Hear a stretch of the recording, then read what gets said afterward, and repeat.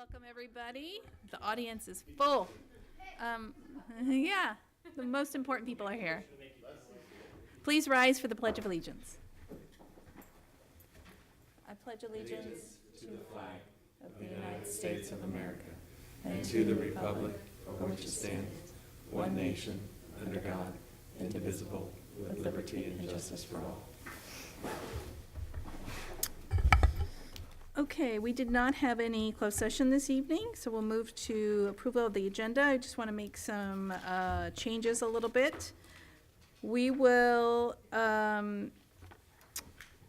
take item G, and we're going to following G is going to be I. It's discussion action, I'm sorry. 10G, leave that where it is, and then after 10G, we're going to put in 10I. Because those two things are somewhat related. It's the fans warehouse, and then following that discussion is going to be the maintenance operations and grounds warehouse project. So we're going to put those back to back. So GIH is how it's going to go. And, yep, 10GIH. And I think that is it for a reorganization of the agenda. Once, yeah, that's it for right now. We're good there. Okay. I'll move the order of business. Okay. I'll second. So we have first by trustee Miller, a second by trustee Scott. All in favor to approve the agenda? Thank you, 7-0. And I have no public comment. And moving into the consent agenda. I'm pulling 11A. There is no minutes. Hopefully you noticed that. There were no minutes to review, so we just need to pull that and not do anything with that. I am pulling 11D.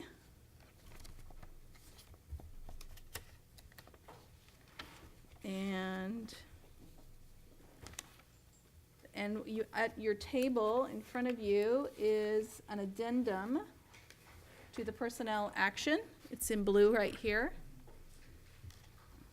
We have some new hires and there's some resignation. Everything is there. So when we approve the consent, we want to include this addendum to 11B. Does anybody else want to pull anything else? It's a quite lengthy consent, but okay. I need approval of, Sorry. I need I'm sitting approval here of the, reading.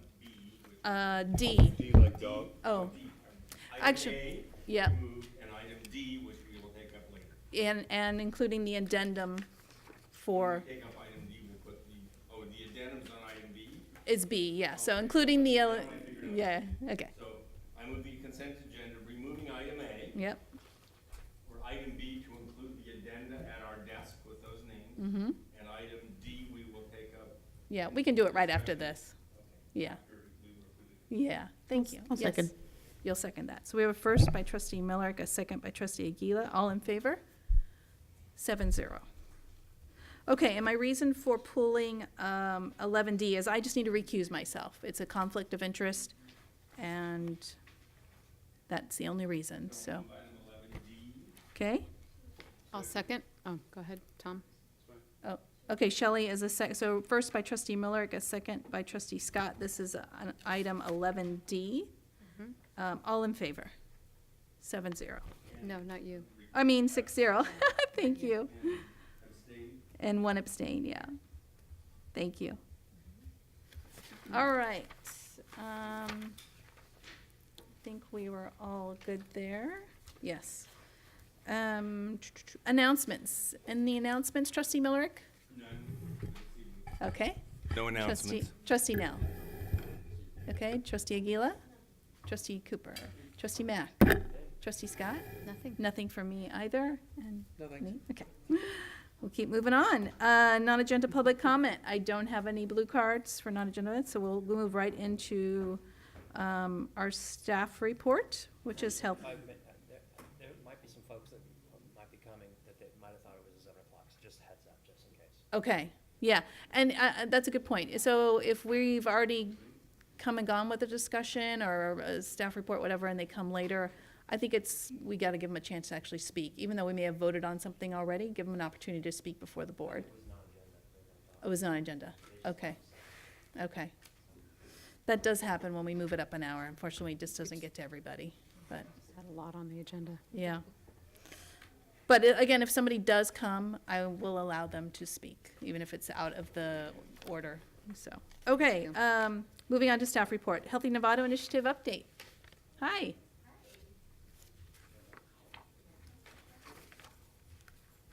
All right, let me set up this PowerPoint.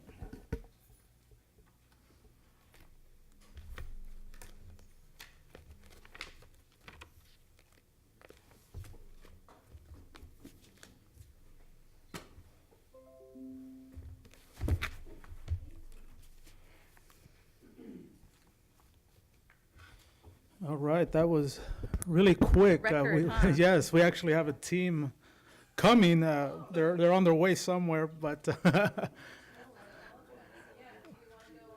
can we go to the public hearings? Okay, that would be great. Yeah, let's reorder that. Yeah, you don't need to. All right. Rather have your group here and present. Thank you. Okay, thank you. Mike's not on, I apologize. Okay, so we can do the public hearing. We'll move on to discussion, or the public hearings. And this particular public hearing is increasing developer fees as authorized by the Government Code Section 65995. I will open the public hearing. This is 9A, sorry, I'm rushing a little bit and I don't mean to, but these are just the public hearings, Ross. Yeah, my concern is if the agenda listed at 7:15 and we hold a public hearing at 6:10, have basically not Yeah. invalidated the public hearing. So my concern is the public hearing is probably the one thing. Yeah, I think you're right. Yeah, let's stick to that. Okay. So I'm just gonna I'm keep glad the, you said earlier, believe me, we have a lot of work tonight. yeah, no, let's wait on that. Yeah, okay. So let's, are you ready to go now or no? You're still not? Okay. Let's move on to discussion action. We know we can just do the grand jury report. This is 10A.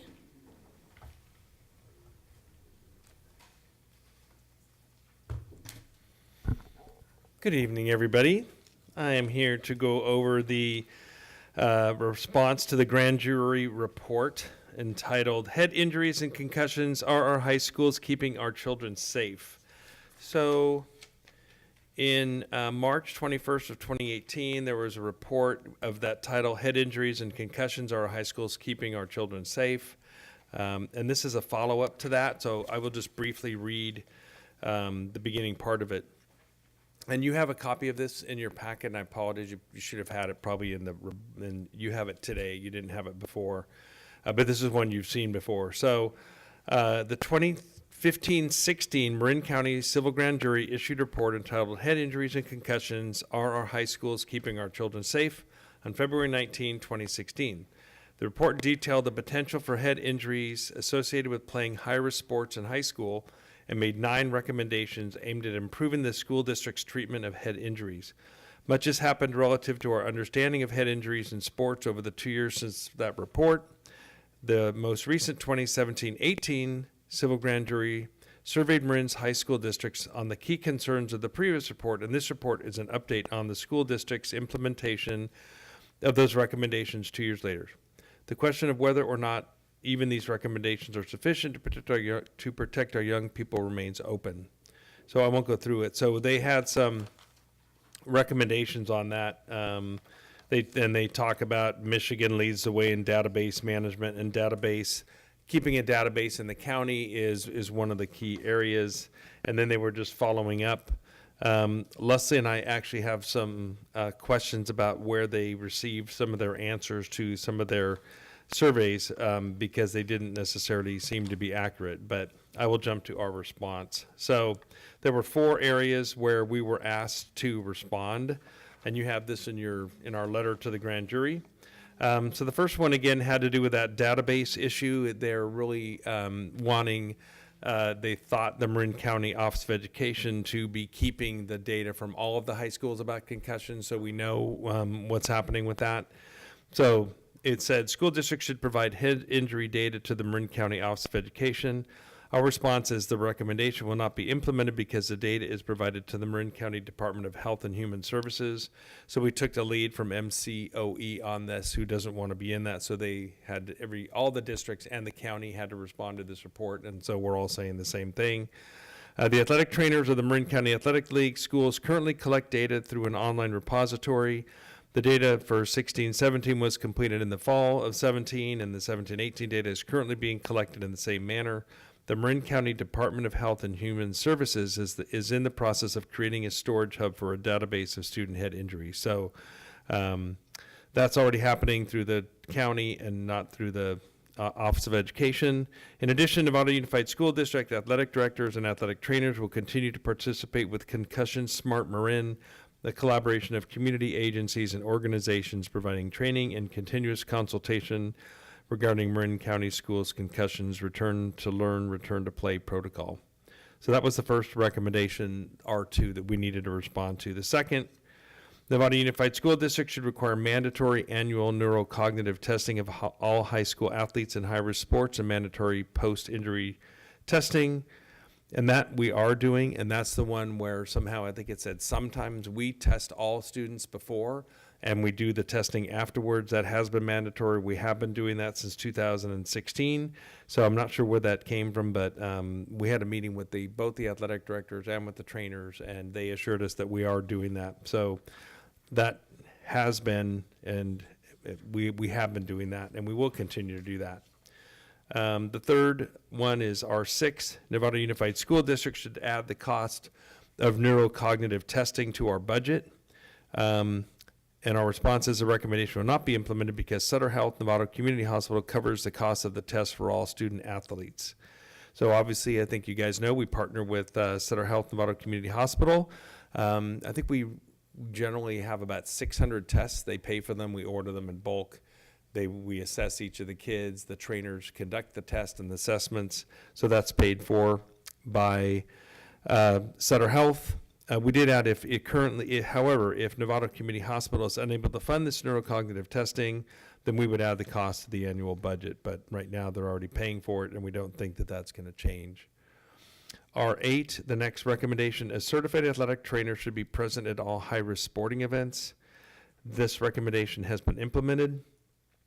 I think in our response initially, you'll see it said like sometimes or something, and the reason for that was because if there are two events at the same time, we don't go out and hire another trainer to be at that event. They kind of go back and forth. So they'll take the golf cart and go from the soccer game to the football game. Or, well, that's not a good example because they're not at the same time. But the trainers are there looking at both. But there's not somebody staying. We don't hire an additional trainer. They just go back and forth between the two. So there is a trainer present at all high-risk sporting events. And we've been doing that both at Nevada High and San Marin High School. And again, if there's two events at the same time, they kind of go back and forth between both of those. And the last recommendation, R9, Nevada Unified School District should provide mandatory concussion education for student athletes and parents. The recommendation will be implemented. That is one that we have not been doing that consistently. So the other ones I would say were a failure to communicate, so to speak. This one, we were not being consistent with that. So we met with our athletic directors. So we agreed that it is important that mandatory concussion education is provided to all student athletes and their parents. For the past 2 years, concussion education for students and parents has been inconsistent. In the future, both high schools are requiring concussion education for both students and their parents through multiple venues such as fall, winter, and spring sports orientations, which we do at both high schools now, and all the parents come, and then we break out into the meetings, team meetings, and parent meetings. This will be implemented starting this August. So of the 5 recommendations, pretty much 4 of those we were already doing, and we just confirmed that, but the one we were not was the mandatory concussion education, and we will begin doing that systematically in the fall. Board members, any comments or questions regarding this, our responses and report? Okay. Yes, Trustee Mack. Just glad to hear that we're already ahead of the curve, as I knew we were, but it's good to hear that it's in black and white, and now the rest of the county knows. So, Thank you. Thank you. So this is a discussion action item, so we can submit our responses to them. I'll move. Okay. Trustee Mack is a first and trustee Aguila is a second. All in favor to approve NUSD's response to the grand jury report entitled Head Injuries and Concussions? All those in favor, sorry, 7-0. Okay. Thank you. And just to conclude, we will make sure that Sutter Health gets a copy of that because they were kind of Perfect. concerned Yeah. that some of the responses weren't matching reality either. So we'll make sure that Sherry gets that over there. Thank you. Chris, are you ready? Is your, no. That's all I need to know. Okay. Just give me the signal when. And you're ready. Okay, so back to our staff report. And this is the Healthy Novato Initiative update. And this is something we have as an annual update to the board. Okay, thank you, President Butler and Board of Trustees. So this is an annual update regarding the Healthy Novato Leadership, the initiative that is funded by Peter Haas Jr. Family Fund. So this evening we have our partners here, as you can see on the screen here, the different partners that we have. And I just want to thank our leadership team for the working together as one cohesive team, really integrating the work that we're doing, all of our services to support our vision, our goals of the district, and the well-being of our students, all students, as well as our community. I also want to thank Evie Zarowski for her leadership in leading this work and really facilitating the group and keeping us focused on our goals and outcomes that we have set through the grant. So I would like to invite them to come on up. And again, thank you. And we have a presentation. It'll take about 10 minutes. We have about 2 slides each or so. And all right, Evie, come on up.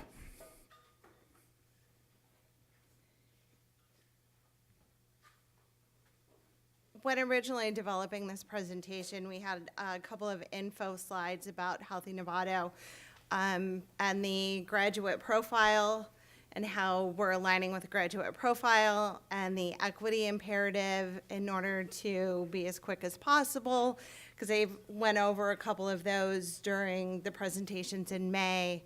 And then the 4 goals and funding we also went over as well, and I want to make sure that we celebrate the successes that our partners have had this year.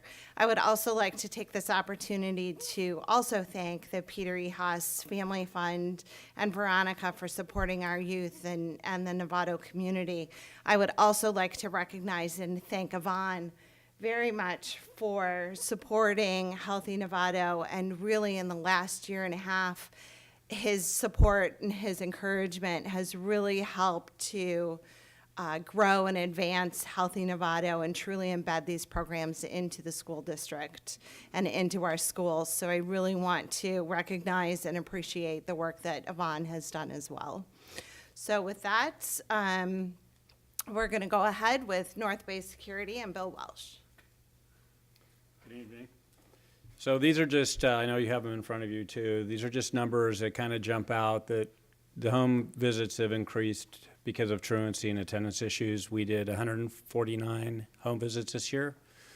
Campus checks means that we just try to get by at least 2 times a day at each campus. Sometimes it's more, sometimes it's less, depending on what's going on. But 2,737 campus checks is quite a bit. So it increased by over 500. Really, the focus was make sure we're at all the campus, especially with everything that's been going on. Behavioral defiance, these are issues where we either get called or we happen to be on campus and there's a principal or administrator dealing with some behavior that they would like our guidance with. There were 241 of those. The criminal investigations, those are situations where we get called to the school. They're not sure if they should call the police department or if we can handle it restoratively in some practice. And there was 106 specific criminal activities that were either dealt with at the school or related to Novato Police Department or the Sheriff's Department for Loma Verde. Under the influence of alcohol or drugs, there was 35, increase from last year. We also sit on SARTs, which are the student attendance review teams at the school level, and we also sit on SARBs at the district level. There was 211 cases that we were involved in this year. And then for drills, lockdown, fire, disaster drills, we participated in 41 of those with various sites. The disturbing slide is the one that you're now looking at. In 2016-17, we had 28 referrals for middle school and 44 referrals for high school. For majority were vaping or marijuana. As you can see this year, we had 43 referrals for middle school and 68 referrals for high school. And then the sessions are how many times my counselor actually met with these kids. So there's an unfortunate trend going through the middle and high schools. I've increased the hours where my drug counselor is available from 20 hours to 30 hours going forward next year because of this problem. There's so many good programs going in around education for the middle and high school kids that we're pulling away from the education part and focusing more on the drug and alcohol. If you have any questions, I'd be happy to answer them. I do. Okay. Trustee Scott. So I'm curious, with the lockdown, the fire, and the disaster drills at the various sites, have all sites participated in that? Yes. So every single site, okay, that's good. And then of the number for the times you're out there, how many, of the 106, how many restorative justice cases from that 106 went via the restorative justice process? Do you know? By any At least, chance? I would be able to confidently say at least 75%. Okay, that's encouraging, thank you. Okay, thank you. Trustee Millerick. Of all the last line item, drills, lockdowns, were any of those actual events, or have we just been lucky and just been able to do drills? We have had to do some shelter in places as opposed to lockdown. Shelter in place is the kids can still move around the campus, the doors are locked, but they can go to the bathroom, they can pass from one class to the other. There was a couple incidences where some schools were ready to go on lockdown because of parents that were concerned or the public, but the schools were safe where we determined that they could go on shelter in place and not a lockdown. Great. But the schools do a phenomenal job. We work really close with them. Majority of the schools do at least 3 drills a year. So they're So getting the hang of it. actual event versus lockdown is like a ratio of 10 to 1. There were less than 4 actual events and 41 exercises, so that sort of a general metric. Yep. Okay, cool. Could you go to the second slide for a minute, because I can't remember the number. Oh, this is the. Just kidding. Unfortunately, a reflection of our society in terms of use. And if you're stoned or drunk, you can't learn, and you just cut your life short in terms of opportunities. And this is a sad story. I understand the general society is making some choices, but I'm glad to see you've staffed up to reflect the increased load. Thanks. Okay. Trustee Mack. Actually, on this thing, if you were to kind of skew it more toward vaping or marijuana, what would you say it is, and the increase in particular? Well, unfortunately, the kids are able to put cartridges in the vaping pens that have THC, So a little of both. so it's both. Okay.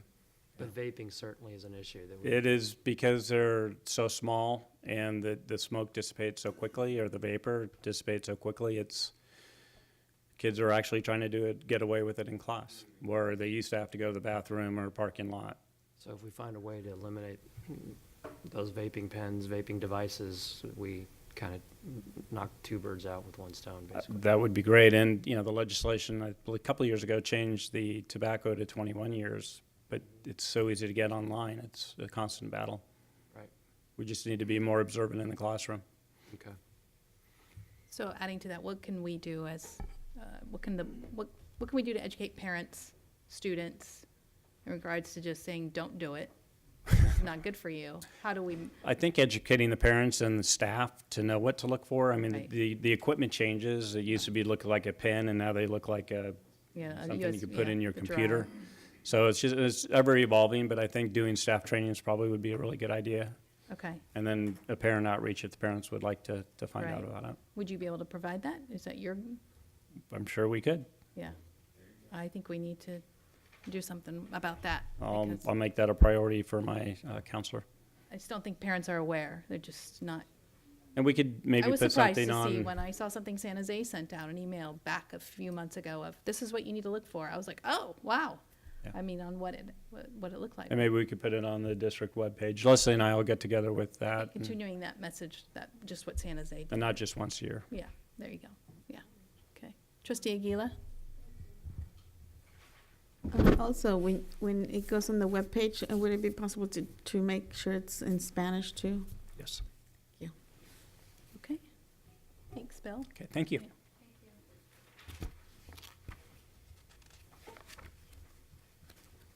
Well, good evening, everyone. My name's Cheryl with North Marin Community Services, and we've been a partner with Healthy Novato since the inception, and this project came from NUSD and through Novato Blue Ribbon Coalition, as you might recall, and there's been some amazing work that's happened over the years, and all of our strategies really complement each other, and I think that the move from the fiscal sponsorship role to the district really made a lot of sense, and having Evie in her position and the work embedded into the programs and braided with what's happening here at NUSD has just really strengthened the work. So thank you for your support of that change. Just as a follow-up to the questions around bill and vaping, so one of our roles, sorry for the small font. One of our roles with the Healthy Novato Initiative is the social marketing campaign. So this year we ran a marijuana educational campaign through kiosk. We also had the graduation prom campaign, and then some bully prevention engagement work through Novato Scream on the Green and the July 4th parade. And so as a follow-up to the marijuana educational campaign, we reached about 25,000 people online, and through the feedback that we received and then the actions that are happening here within the district, we talked about adding some vaping images this year. So you'll see that, and that's part of the work, and it connects exactly with what you're saying. So there's funding in the grant to develop a campaign in English and Spanish, and it'll be on the NUSD page. And in addition to that campaign, we're also launching a new app through SAMHSA. It's an evidence-based app called Talk, They Hear You. And so you'll see that. We've already started talking to Leslie about how to launch that through the district and through all of our partner websites. And it's exciting because it's a role play app for parents on how to have a real, not a real time, but a fake time conversation online with how to talk to your kids about drug and alcohol use, because opening up the conversation is often the hardest part. So this app through SAMHSA already has all the resources developed in English, and now we're just looking at also having some translated materials as well available. So in addition to our work with the social marketing campaigns, we're also involved through the Promotores program, and so as you've heard in the past, we do a lot of group presentations through ELAC, through faith-based. There's a large Spanish-speaking group that meets at the Quest. So Berta Campos-Anicetti, the director of our program, has gone there. We have, she's done a lot of community group and events presentations, radio shows, a lot of in-home cafecitos, and some 3 series parent and 1 session workshops. And so there was a lot of Latino families that were engaged in the work this year, and much of the work was surrounding the social host ordinance and their understanding their role around the laws here in Novato around kids drinking in their homes. And so we had a lot of success there. And as well, Norman Herring, who's our director of mental health programs, he had a training called Substance Abuse is a Family Disease and There is Hope. So that was a training that we all received, and we know that addiction is deep work, and so that's embedded in what we're doing as well, because there's only so much that we can do, and then there's addiction as part of that work. So we try to connect people to outside services as well.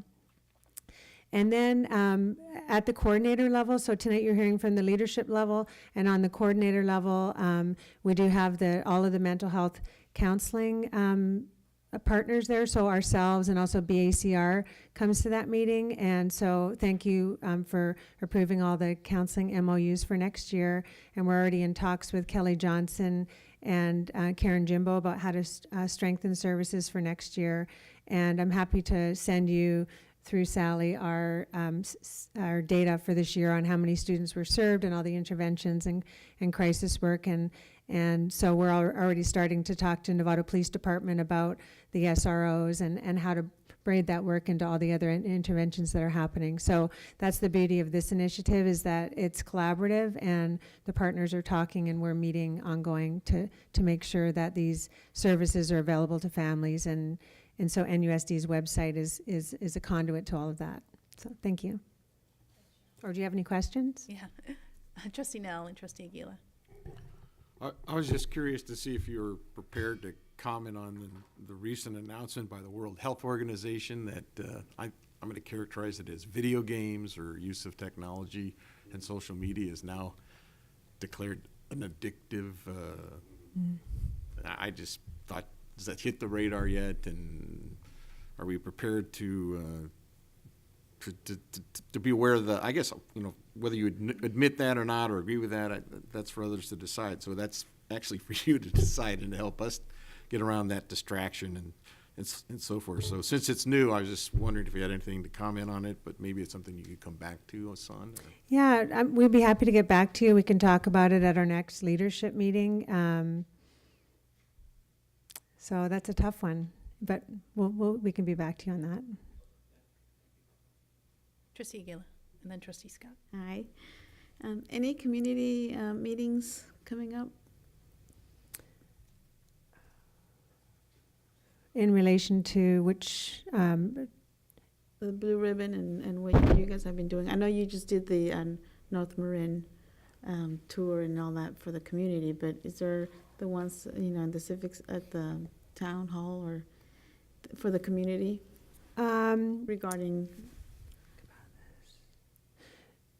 I can't Nothing think on right schedule? now because with the end of the school year, there aren't as many. There's a lot of community groups happening through, for instance, we're talking to the Quest about launching the Talk They Hear You campaign, and we're hoping other church groups might become involved with that because those are groups that are very active in the summer. In terms of what might be coming up in the next month, I'm just thinking the July 4th parade is on, and we do engage the community that work. So if any of you would like to join us, you're welcome to be there. And then we will be at the Scream on the Green event while bully prevention is braided through this work. We are continuing with that booth, and I know you've been involved in the past, so if you'd like to join us, you're more than welcome to. Okay, thank you. Trustee Scott. Thank you. So question on the 30 crisis interventions. Can you kind of describe that a little bit more to me in terms of what that looks like? On the last bullet where it says 7 NUSD campuses, newcomers, that last little piece there? Yeah, so we have this category of other interventions, which is everything other than crisis.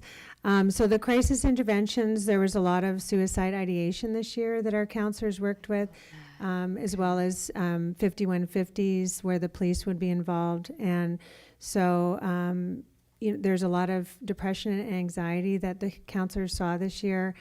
And we have a strong team coming in for the coming year, and so we're excited about that, and also working with Kelly, who I understand is our new contact for mental health counseling.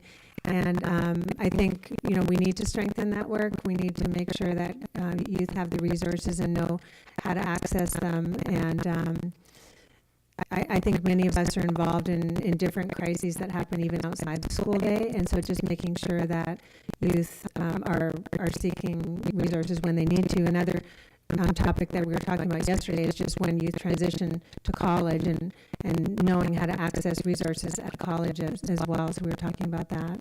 Had access. Are these numbers significantly up over last year's? It's a good question, and that statistic actually Curious, 'cause I just does know not if- have the June numbers either, so we still Doesn't. owe you another Okay. month. I was just curious.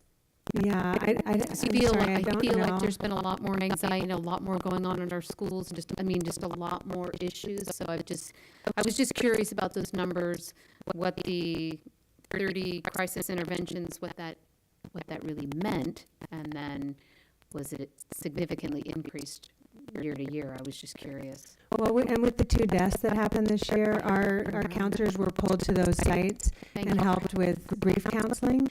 So they could have been connected with that as well. Okay, and I just really want to thank you so much for the partnership, because I know you really help our students so much, so Thank thank you. you. I can see if Norman has more details and send that to I was Sally. just curious. Yeah. Just the numbers in general of your services and the number of students you saw. Oh, yeah, I have all that. So, yeah, Yeah. okay. You said it earlier. We'd love to all see that. Okay, sure, I'll send it to you. Thank Thanks. you. Thanks, Cheryl. Thank you.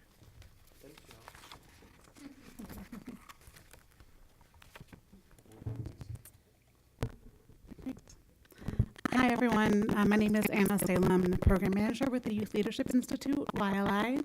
And you all have seen me many, many times this year, so it's nice to be up here and not in the audience. Well, actually, I might prefer to be in the audience, but it's good to be here. Thank you for making the time. So YLI, we were founded in Marin and based in Marin, started 27 years ago. So Novato and Marin is very much our home base. We have 7 offices across the state, but Marin is our home. So we've been working in Novato since our inception. We run 2 different programs in Novato Unified. We run the Friday Night Live Club Live program, and we run the Student Advocacy Councils.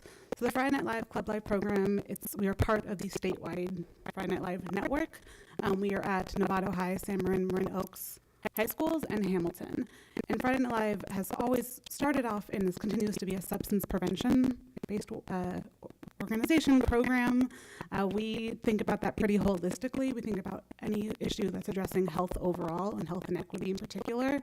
We want the young people to be the ones to drive the projects. So this year, they chose to do a lot of awareness around vaping that continues to come up. They did 2 social norms campaigns, and they also, at Marin Oaks and at Hamilton, they wanted to focus on housing insecurity and also how that relates to substance use, both kind of the cyclical nature of it.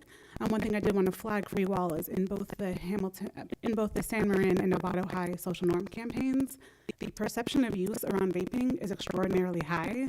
The reported use among marijuana, alcohol, and vaping is relatively the same, but the perception of use around vaping is much higher, and that's going to be an ongoing problem. We think that's because students report vaping use in classes and in bathrooms, so it's just much more public than people aren't like smoking marijuana visibly in classrooms or drinking a drink in a class. They might show up to school intoxicated, but it's not actually happening in the class. So the perception of use is really high, and that is something we are concerned about. We know perceptions of use then start to influence behavior. If everyone thinks everyone's doing it, it makes it a lot easier. So we are trying to address that. The young folks that we work with are trying to address that. So we've been running Friday Night Live Club Live for many, many years. This is the first year of the Student Advocacy Councils. We had Student Advocacy Councils, or school site, kind of student leadership, student voice to address issues on the school site. This is our first year doing that at all secondary schools. And we also had a pilot program at Loma Verde and San Ramon to see what that would look like with 5th graders. Also knowing prevention, the earlier you can work with young people, the more successful you're going to be. This was really an incredible success. We also had a district-wide Student Advocacy Council, which Leslie and Superintendent Hogaboom sat at monthly, which was incredibly generous and really wonderful, and really provided some great opportunities for the young folks to meet district staff who don't necessarily get to interact with people. The SACs, also the vice principal or the principal would serve as the advisor for the SACs. So it was a really great opportunity for students to work with administration in a really positive way. Right? You're interacting not because you necessarily got in trouble or there's a problem, but because you're looking at your community and you're both trying to figure out how do we make this better. A whole bunch of issues came up in all the SACs. That's partly because we had a lot of young people and a lot of sites, but just we wanted to name a few of them to show kind of the range of what young folks were talking about. And that was transportation, the food, dress code, that came up at the middle school a lot, social inclusion, school safety, whether or not students feel well, unsafe on campus and comfortable on campus. Bullying came up a lot at the 5th grade sites, support for ELL students, Mental health came up at almost all of these sites, and extracurricular activities for the middle schools. And then kind of the overall theme working with Superintendent Huggaboom and Leslie was around equity and how do we improve kind of equity overall in the district. And I think one of the highlights for me personally was watching the Marin Oaks students at the Equity Summit last month. They had done focus groups with the rest of their peers around like why did they end up at Marin Oaks and what's working well at Marin Oaks for them, knowing that the student, I don't know the exact numbers, but most of the students at Marin Oaks are students of color. And so why is it that those students are the students that end up here, and what didn't work at their other schools and what's working well? So what are the learnings that we can take from that and their experience? And they spoke incredibly passionately and vulnerably and honestly about their experience. And it was really beautiful for like 100 folks in the room. I think some of you were there. So that was one of the highlights for me personally. And once we get all of our data back, we do youth development surveys for all of our participants to measure their growth around the 5 standards of practice. So once we get that data, I'll be happy to share it with you all around their learning, how they grew, and just in general, kind of who they are. We primarily serve low-income students of color throughout our programs. We had about over 40 core youth in the Friday Night Live Club Live program and around 60 core youth in the SACs. And they vary. Total, yeah. So it's about, they vary. Hamilton had like 20 middle school students there, but the rest of them were around 10 each. Nice. So, yeah. How many questions? Question? Trustee Scott, Trustee Cooper, and then Trustee Now. So for the Friday Night Live, just to make sure I understood you correctly, it's going to be San Marin, Novato High, and Marin Oaks. And did I hear you say also Hamilton? Yeah, it's technically Club Live. Okay, so tell me why we're not doing San Jose and Sinaloa? Yeah, so we used to do Club Lives there. It just didn't work out culturally in terms of we had lunchtime meetings and we couldn't do a lot during lunch in 35 minutes with middle school students versus Hamilton has a culture of staying after school. They have programming that's after school. So we were able to meet after school and actually engage and do real youth development work, which is part of why we wanted to do the SACs, because this allows us to work in those schools and do that youth development work in a structure that actually works for the school culture. Jim, is there any way that we can, I hate to leave Sinaloa and San Jose out. Is there any movement that we can do in terms of? We just I think approved the that- Bridges After School program at San Jose.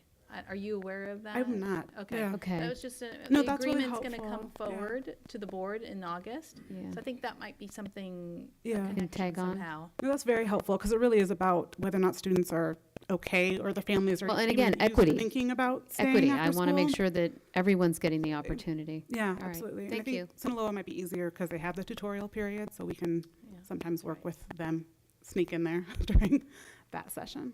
So it's It great. does seem Thank you for odd letting that me know San about Jose and Sinaloa aren't part of that. Doesn't, yeah, but it's logistics purposes sounds that. like. Yeah. But maybe Culture we and can- logistics of a school site, but both Justin and Jim are very supportive of our Yeah. work. We just haven't been able to figure.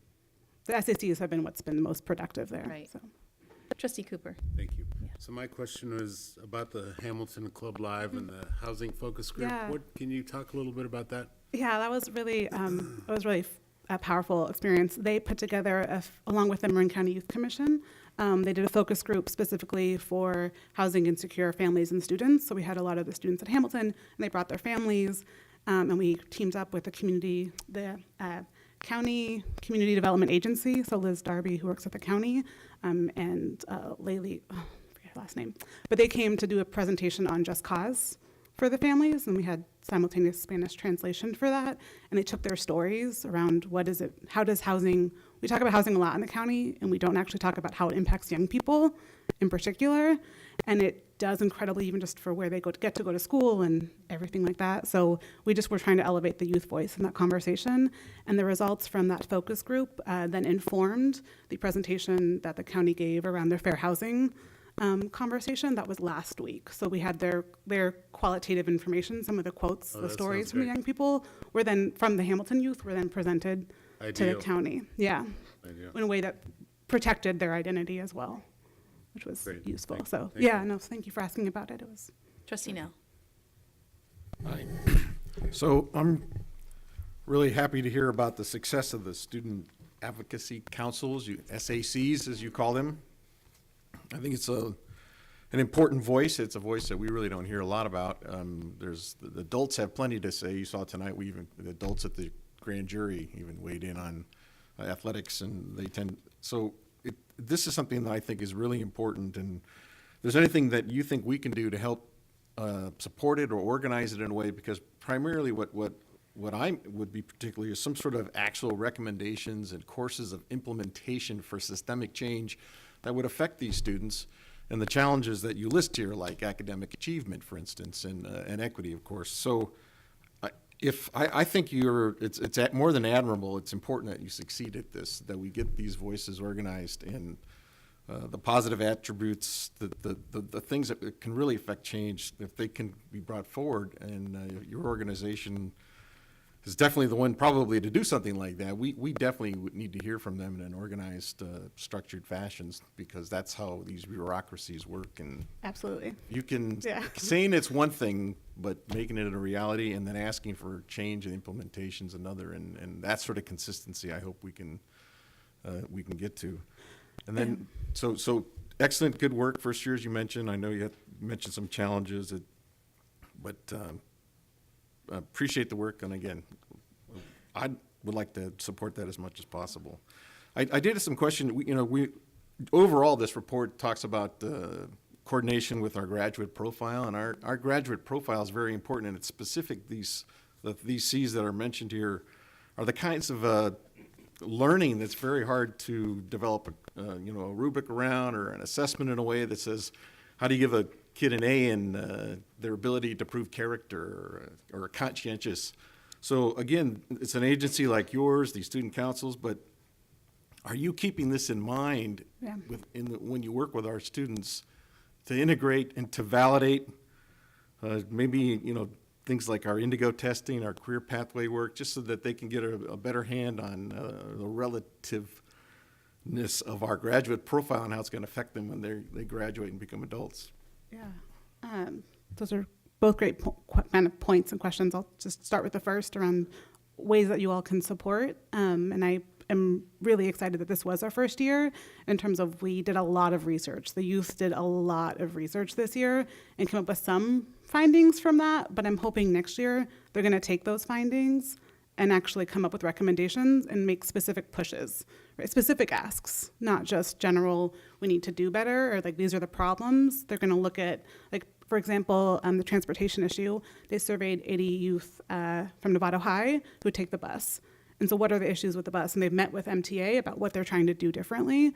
But then it's how do we come back from that and make asks both to Novato High and potentially to this board around what does an equitable transportation system look like and mean? And when we're thinking about the bell schedule, how are those voices getting elevated?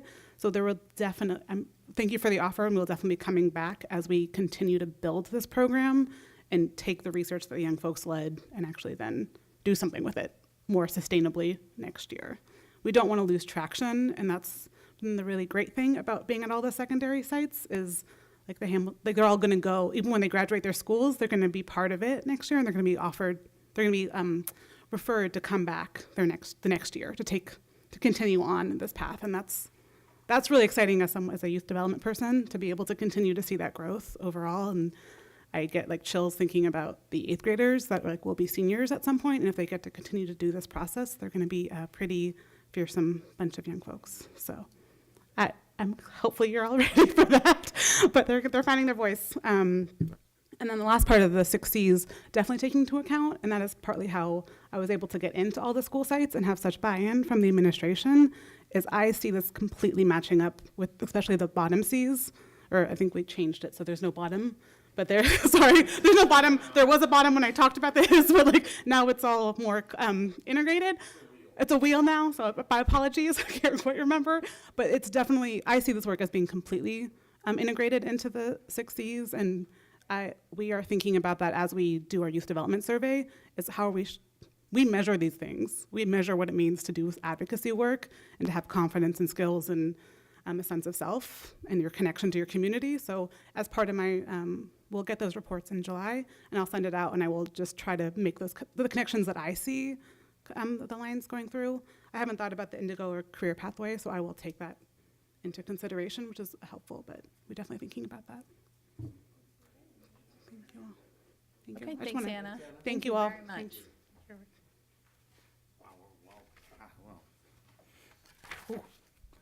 We're supposed to be 2 minutes each.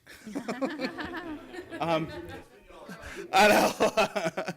know. My name's Tim Bird, and I'm with the YMCA. And as you know, this is the last year that the YMCA will be providing the peer court, the restorative services program for the district as you're moving it in-house. And I can't tell you how proud and honored I am to have been part of the starting of this program. It's modeled after our youth court program, which works with low-time offenders, and it's going into almost its 15th year. So I think it's admirable and commend the board for taking this and moving it in-house and really making an approach toward making change, positive change school culture.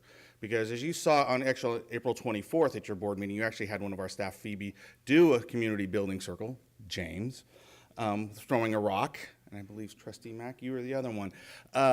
And so you actually saw the kids, and when you talk about equity work, you talk about kids learning self-advocacy, speaking up for themselves, creating a school climate around sharing and trusting the adults in their lives. And you know, schools are our largest youth-serving organizations, and so not only in the academics and the curriculum, but if you're creating that culture where they feel comfortable and safe and learn to advocate for themselves, you are creating a sense of equity, or creating equity in our schools. So, again, so we've been very honored with that. So this year, just quickly, and I will keep it quick based on time, this year we did actually divert over 354 suspensions. So we kept kids in school, because as you know, once you suspend them, they have a higher likelihood of dropping out or graduating at a later date. So we actually diverted 354 suspensions. 100 of those 95 are at the high schools, 107 are in the middle schools, and which is not on the slide is 52 of them through the district court program. But one of the pieces I thought was really, that's not on the slide, is we actually had our students served 354 community service hours. And so those hours are being part of the peer courts. So students volunteer to be part of that because it is peer-led.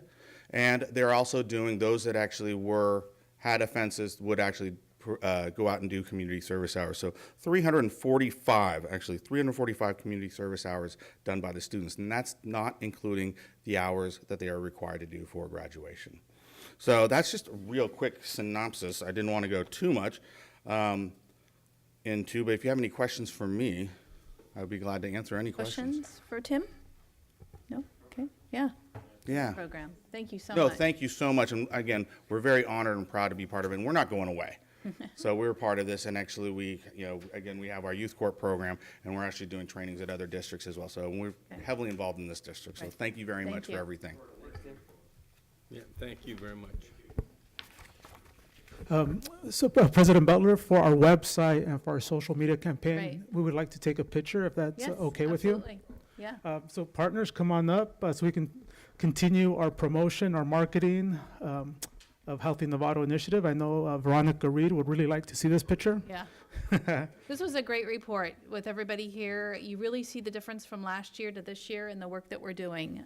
So again, let's continue this report as an annual basis, and it's great work. So thank you. Debbie? Like that one?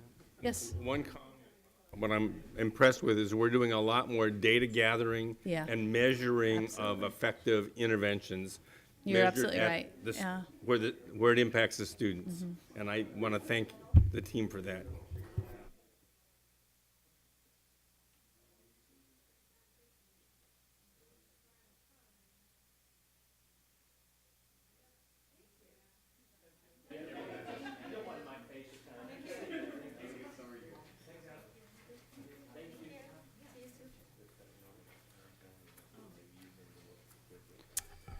We're a little bit back on schedule now with our public hearings.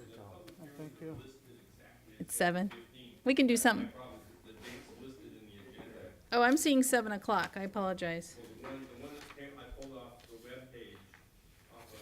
Yeah, I got something on the website. I have 7 o'clock.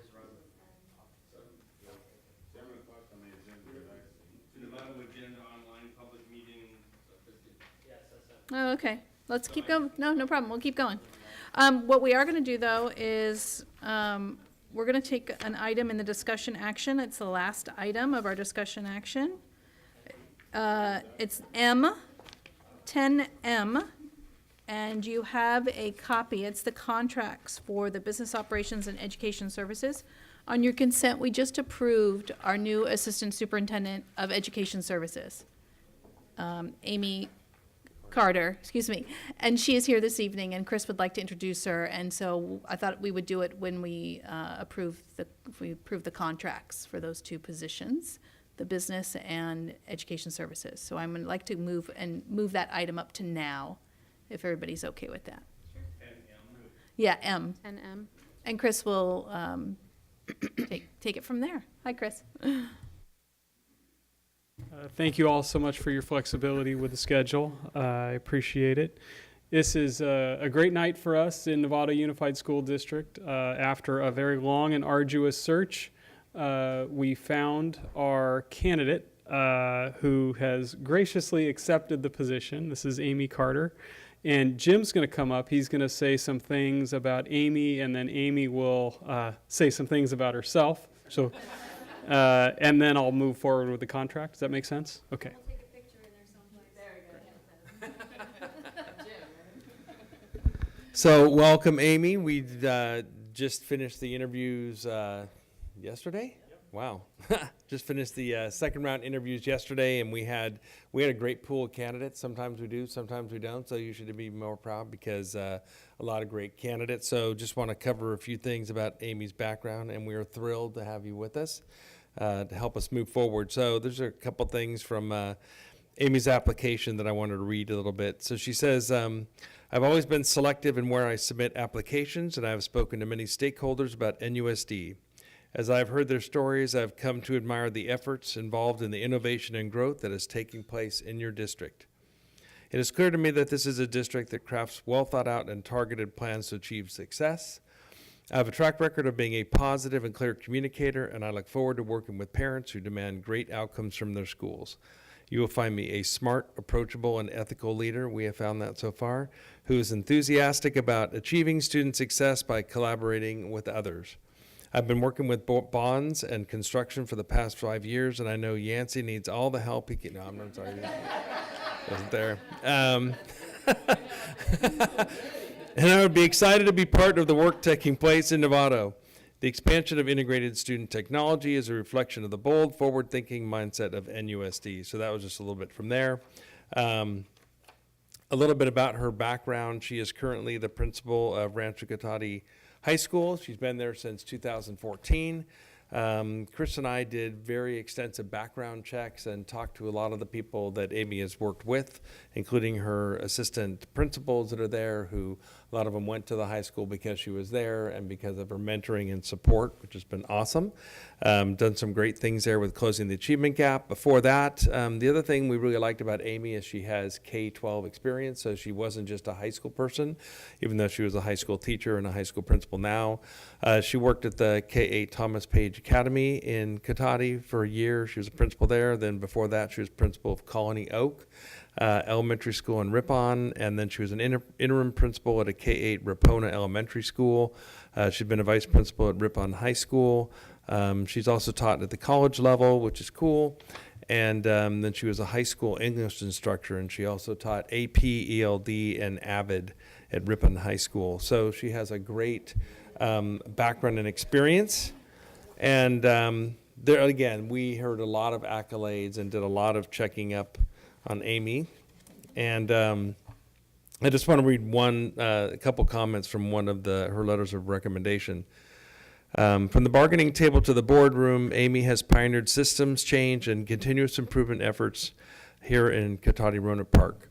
She is a consummate cheerleader, and her dauntless optimism, courage, charm, and wit disarm even the most cynical stakeholders. She is an outstanding colleague who has credibility at all levels of the district and a reputation of excellence among her Sonoma County peers. In a word, Amy is amazing. She represents the brightest, most dedicated, and most capable of our profession. I recommend her wholeheartedly and without any reservation. So that's just the kind of thing that we heard about Amy a lot. And, you know, we have a lot of work to do upstairs, and you'll be upstairs in curriculum and instruction. We've lost a couple coordinators up there, so there's a lot of work to do for you. So that'll be waiting, but we're thrilled to have you and to have you on board. So there you go. So that's Amy. So do you want to take action and then we'll have her come up, or how do you want to Yeah, do that? let's do Okay. that. We'll take the action. Chris, do you want to present that, and then we'll have Amy come up and talk. Wonderful. So the key objective tonight is to get board approval for the 2 contracts for our assistant superintendents. That would be business services and ed services. So I bring those before you. You have a copy of the business and operations version, and then you have a revised version for education services.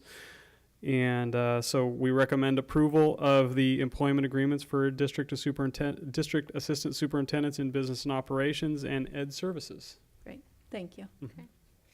You need motion? Need a motion? I'll Yeah. move. All right. All right, so we have a first by trustee Scott, a second by trustee Mack. Were there any questions, trustee? No, okay. All in favor? 7-0. That's it. All right. Welcome. Now, Yeah, Amy, would you like to come welcome. forward and say a few words? Jim, I want you on tap for my eulogy. First of all, let's make sure to pin that down. I was telling Chris that when I first moved to the North Bay, that I lived in Millworks and really admired what I saw in Novato. Had so many opportunities to wander downtown and get to know this community. Unfortunately, at the time, there were not job postings in this district, and so I was able to find something up in Cotati Rohnert Park, but I have for years just watched this system. Anytime I bump into an educator from the system, I just want to glean everything I can from them, because what you're doing here is so exciting and so refreshing.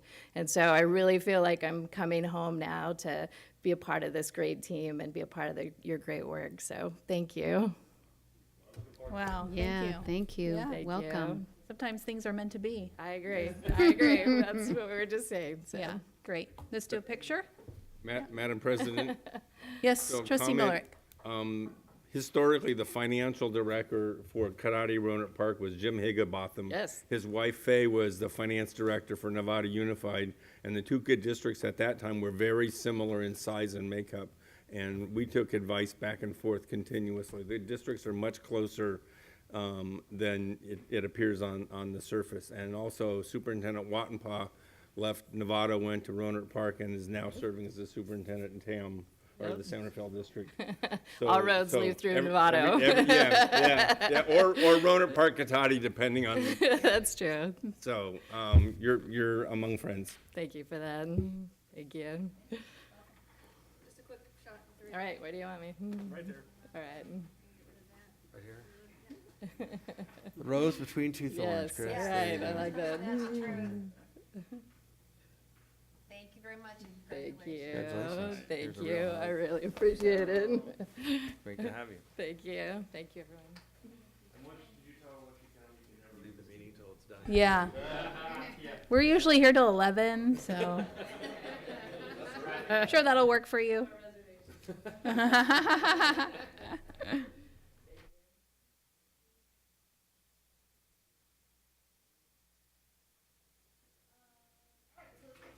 To our agenda, and like I said, we may have people come in throughout the meeting because of the timing difference, and I just got a blue card for a non-agenda public comment, so I'm gonna go ahead and, I have Katie Slattery. And then maybe you weren't aware, we did move our meeting up an hour, so it's no problem, we're gonna fit you in, and, you're more than welcome to speak, and you have the 3 minutes there. Good evening. My name is Katie Slattery, and I wanted to speak to you briefly tonight to just encourage you to look at how the bond money is being spent. And my son is a kindergartner, just finished kindergarten at Linwood Elementary, and recently I asked him how the day went, and he said, "Oh, it was good, although I couldn't open the marker." And I said, "What do you mean you couldn't open the marker?" And he said, Well, I was so sweaty and my hands were so sweaty, I couldn't open the marker when we were having free time to color. So my heart just broke hearing that story because he's an active little boy. He loves playing, he loves school, he's had a great experience, but I'm just concerned that the learning environment at Linwood is not equitable with the other learning environments because of the temperature. And I'm concerned that not only are the students being impacted by that, as far as their educational opportunities, but also the teachers are, and it's maybe becoming an issue of safety. And so I have here a petition that was signed in one day by 95 parents, teachers, and students, all from Linwood. And we just really encourage you to follow up with some of the points that were brought up last week at your last meeting from various parents about getting AC added, using that bond money to make sure that the youngest children in our entire district are safe and happy and able to learn. So thank you for your time, and here is the petition. Okay. Thank you. We'll each get a copy of that. So thank you. Excellent, thank you.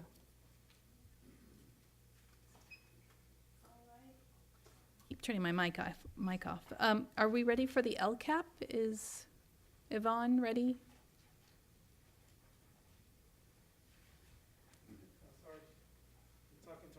Oh, that's right. We're moving along here, so we're This is we're great, a little out yes. of order, but we're doing good. Let's keep it going. All right, so this evening, I'm here to seek approval from the board. The superintendent and staff are recommending approval of the LCAP. At the last board meeting, we had our LCAP hearing, as well as the presentation of the final LCAP. If there's any questions, comments at this time? Okay. Board members, questions, comments? Trustee Nell. I don't have any questions. I'm prepared to move on it based on the information that we obtained at the last meeting. Unless there's any public comment or, Yeah, right. If not, then. That's one of the reasons we allow the staff report and then the discussion action to get any feedback. So, okay. So we have a first by Trustee Nell, a second by Trustee Cooper. All in favor? 7-0. All right, thank you. Okay. Thanks, Yvonne. And we'll continue on with the next item, which is our budget. This is the 2018-19 budget. Yeah. All right, thank you. First, she's on her way in here, but I wanted to give a special thank you to Nancy Walker. Without this, nothing gets done in the budget office. So, this work is her work, and I appreciate it. I also especially appreciate the fact that she jumped in at the very last minute and did an admirable job when I watched the take. So I just wanted to say thank you so much for everything that she does. So we went through, Nancy walked you through the presentation last week, and so I won't go specifically through any items unless there are questions, but I am going to go over a couple updates and then give a couple kind of few answers to some questions or some comments that were made, and then I would like to open it up to questions, and I believe there are a few questions out there. The first is that the legislature has passed the state budget. And so it's not signed by the governor yet, but it's likely to be signed by the governor with minimal line item vetoes, given he was in the budget negotiations and when the compromise was announced. The final adopted budget includes only 50% of the one-time funds that were proposed in the governor's May revision. But ongoing funds were increased by 0.7%. So that's the 3% to the 3.7%. Over the multi-year projection, it basically cancels each other out. So for over a 3-year period in the multi-year, there's no net impact of the adopted state budget. It will be important that there were several smaller money for one-time purposes that I do not believe that Novato Unified is in line. There's $300 million for low-performing districts and some other money in there. But before the 45-day revision, we will bring any updates if by chance there are some. And Superintendent Hogaboom and myself will be in Sacramento in July to see school services adopted budget presentation. So we'll give you an update after that if there is any additional information on that note. The other note is that the legislature passed a 60% increase to the LCFF targets. It's important to note that this doesn't mean that they've approved any additional money, but it does mean that they've identified that full funding, and I do that in air quotes, obviously does not mean adequate funding. And so this 60% increase to at least the targets puts us at the average of the country's spending on education. So I think that's important to note, especially in the out years. So hopefully that will show the state's commitment that if new dollars are there, that they will be given in an unrestricted manner through the LCFF to school districts. That's their first priority. So I do think that is important from a policy standpoint. The second point that I did want to make is in terms of looking at the multi-year projections and looking at especially out-year budget deficits. It's important to note that included in the current year, the 2018-19 year, really is a structural deficit. That structural deficit is offset by those one-time funds that I was speaking of earlier at the state level. And so obviously when those one-time funds are removed, the increases to the pension rates at the state mandated pension rates, and as we continue to project declining enrollment, the out years, go from being basically a break-even year to pretty quickly that structural deficit shows up again in the out years. So just a couple of the things that this board has already done. I wanted to highlight that is part of the Budget Advisory Committee and those recommendations. The board has already approved for the fall a committee to look at the consolidation and efficiency of our elementary schools potentially. It's also approved a special education review for efficiency review. And I think it's key to know that special education costs in this district are roughly 20% of the overall budget. And so the Budget Advisory Committee didn't spend a lot of time given the important legal and educational concerns around special education, but they did, the committee did recommend, and this board has taken action to move forward on a special education efficiency review moving forward to see if we can't do things a little bit better in that area. So those are some of the things that the board has already done. And then I wanted to kind of talk about next steps of, what the budget office is looking at. We are projecting over 100 student reduction, declining enrollment year over year, coming into 18-19. It's related to the declining birth rate in Marin County. And so depending on enrollment, that 100 could be the 100 reduction that we're looking at. It could be 50. It could be 150. So when the next really important financial information that we will have is that enrollment in the first couple weeks of school in August. So that really will look at the out years and really be the first the first thing we're going to look at in terms of revising our out year projections. And also at that point, depending on the enrollment at that point, I may come and recommend bringing back the Budget Advisory Committee in some form to look at additional things that might be needed in the out years. So with that, I'm happy to open it up to questions.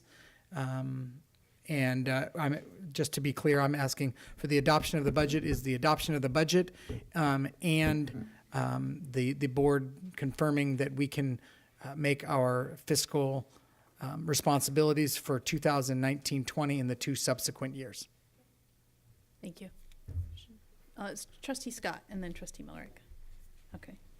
So Yancey, thank you for the report and explaining that we are in the fall going to have a budget advisory committee because we are concerned with the deficit spending. But I'm curious, can we, with the special ed, since we have very high costs, can we partner with other districts for shared services around that in terms of trying to lower that cost? Yeah, and we have done that. We partner a lot through the SELPA with the Marin County Office of Education to provide services. But as part of the efficiency review, they will absolutely look at other potential partnerships that we can look at, whether it be locally with our neighboring districts or other potential partnerships. Yeah, like perhaps H&HS for the county, just in terms of maybe various grants or services that they may have that we might be able to partner with?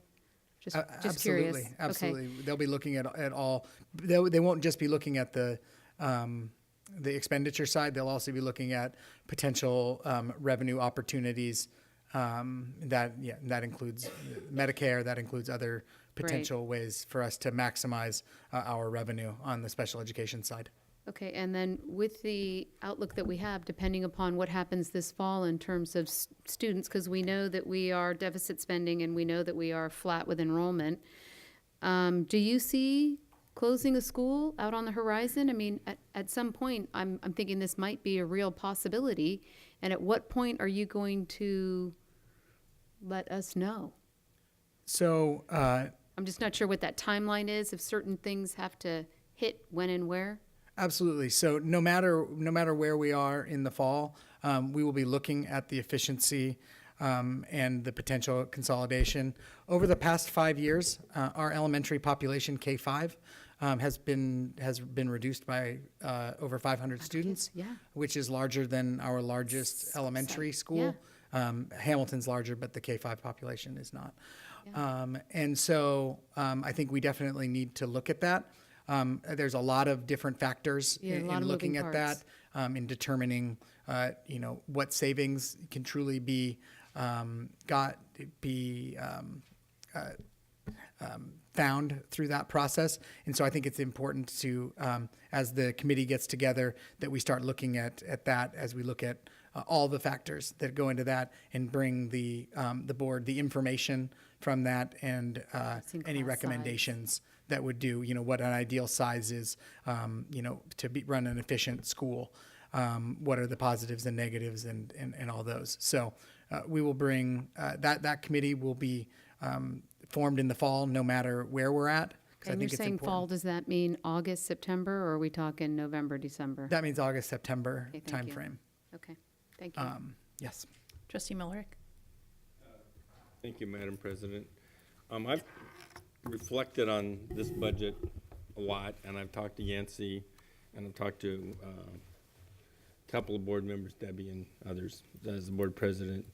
And my intention this evening was to vote against this budget. And it's not that I know we need a budget. We have to have an approved budget before the year's out, before June 30. But my concern is a couple of things. One is, my general concern is this board and this superintendent needs to take actions significantly more dramatic than we have taken to date. I think a budget advisory committee where everybody went and talked about what was convenient or comfortable to resolve the issue was a good first step.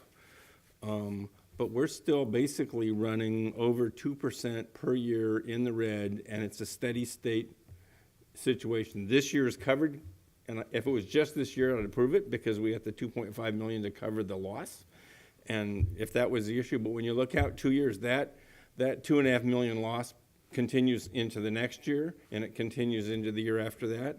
And none of the signs for economic vitality, growing population, or any of those are impacting us. And we have a community that's asking us to provide stronger and better resources. And of course, that's exactly what we all want to do at this table, is provide stronger and better resources. But I think we have to have, underneath that strong resource, that offering to the community, we need a fiscal foundation that we can all count on. So I would like some specific things. First, I would like us to not just ask Yancey to set up a budget advisory committee in the fall, but direct him to do that. I think that's our role.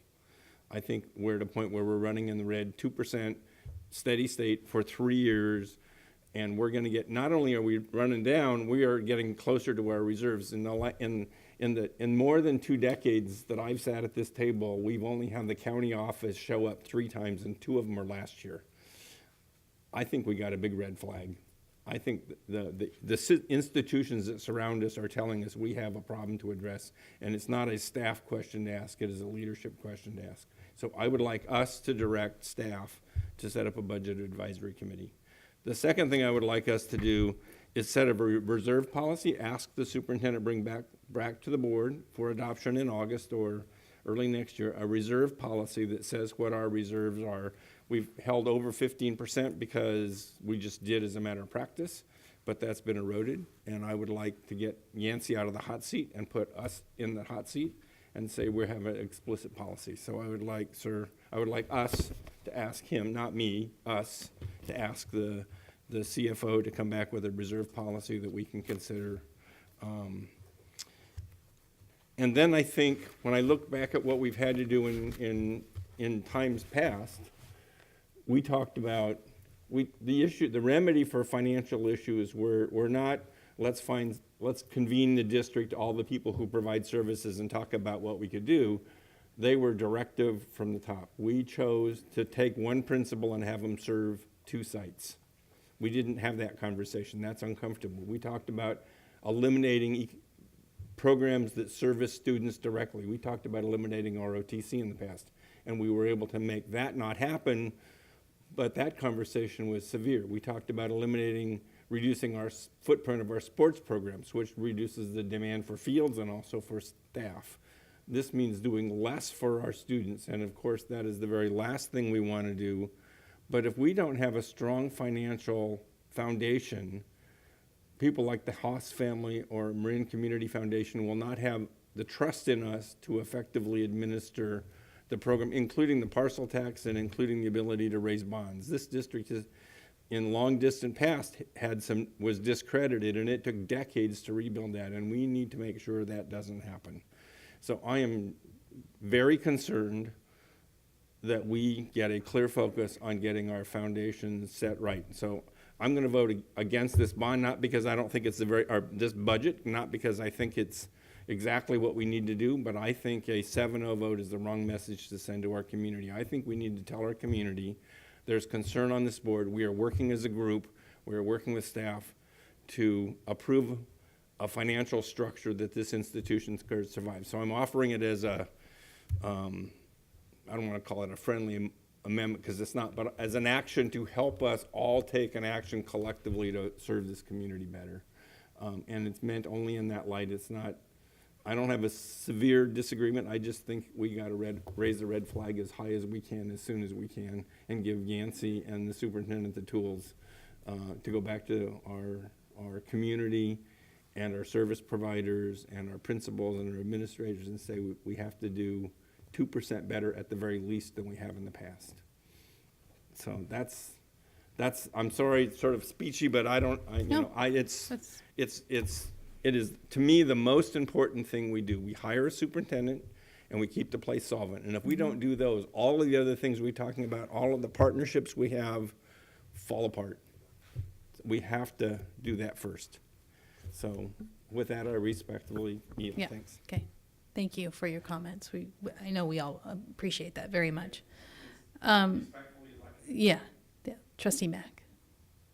Totally agree. We need to convene the budget advisory committee and just go ahead and start looking at it and get it going. So I won't repeat all that.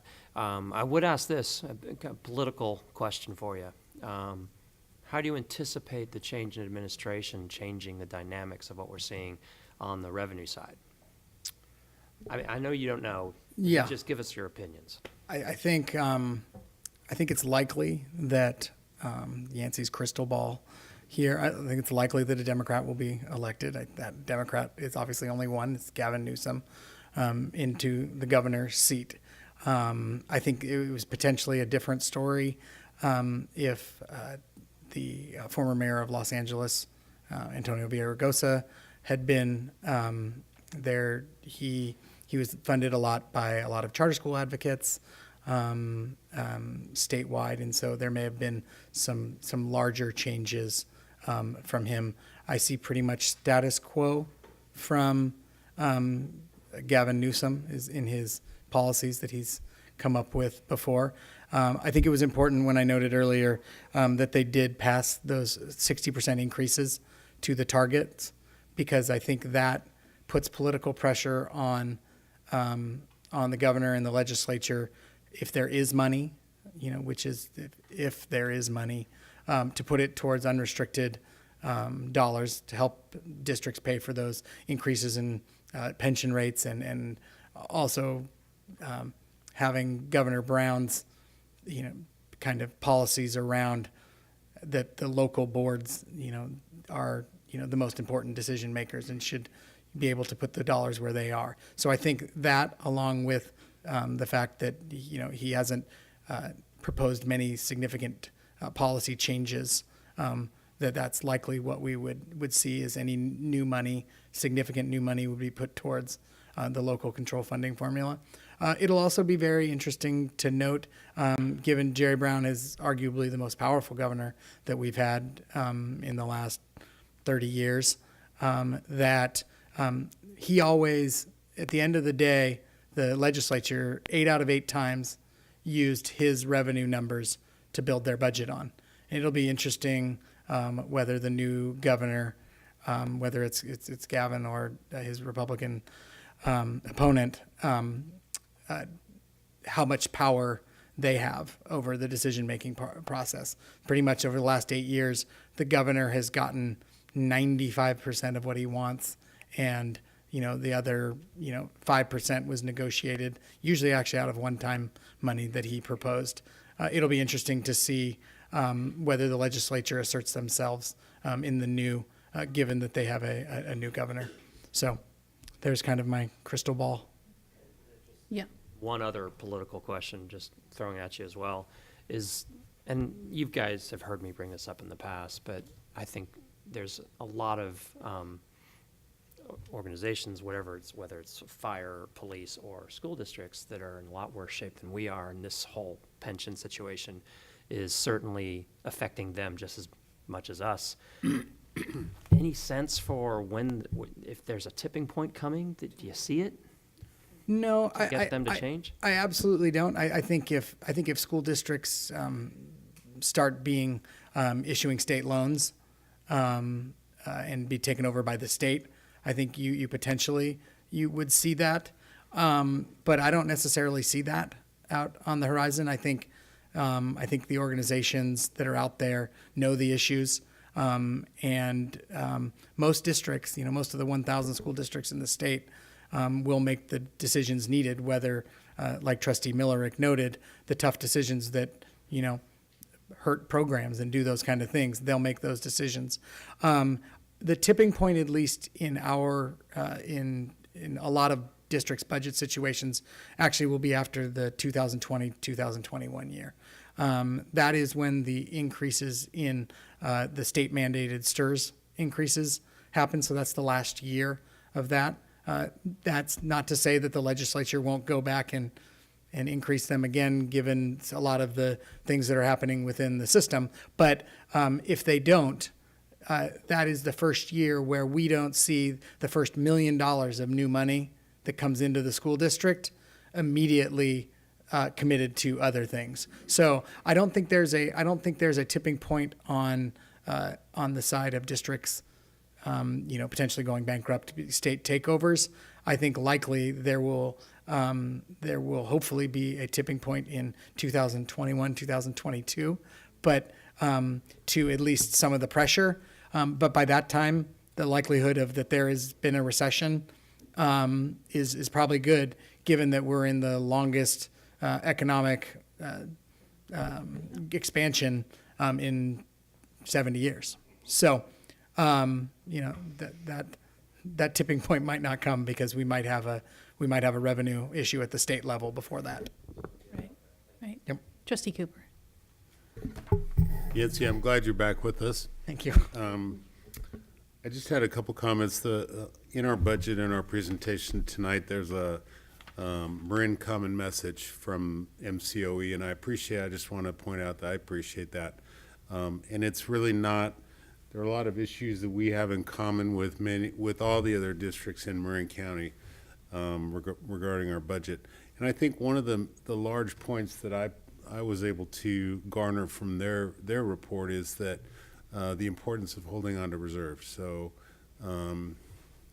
that's important, and they recognize that in their advice and to your point, Ross, we need to be mindful of those reserves and keep them at a sufficient level so that we are protected to some extent.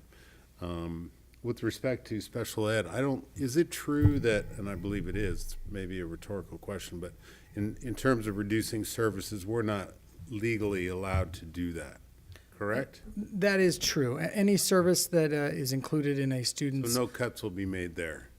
No cuts to services Right. will be made. But as always, if we can do something more efficiently, if we can, maybe we've had a student out to a non-public school because we can't provide that service. Well, maybe we've got 5 or 6 students who we've brought out to non-public schools that maybe we could start our own class and look at that and save some money that way and provide the service, in Novato instead of in Vallejo or in Santa Rosa or wherever, San Francisco, Agreed. where those students. So we absolutely can look for efficiencies. But yes, it's very hard given the laws and the federal requirements, as well as something called the maintenance of effort requirement, which makes it difficult. But what we can look to do is we've seen pretty heavy increases over the past 25, but significantly over the last 5 to 10 in the district, and we can try our best to limit the increasing costs to that, and that I think will be the focus. Included in all of the out years in the budget are those projected increases in special education costs.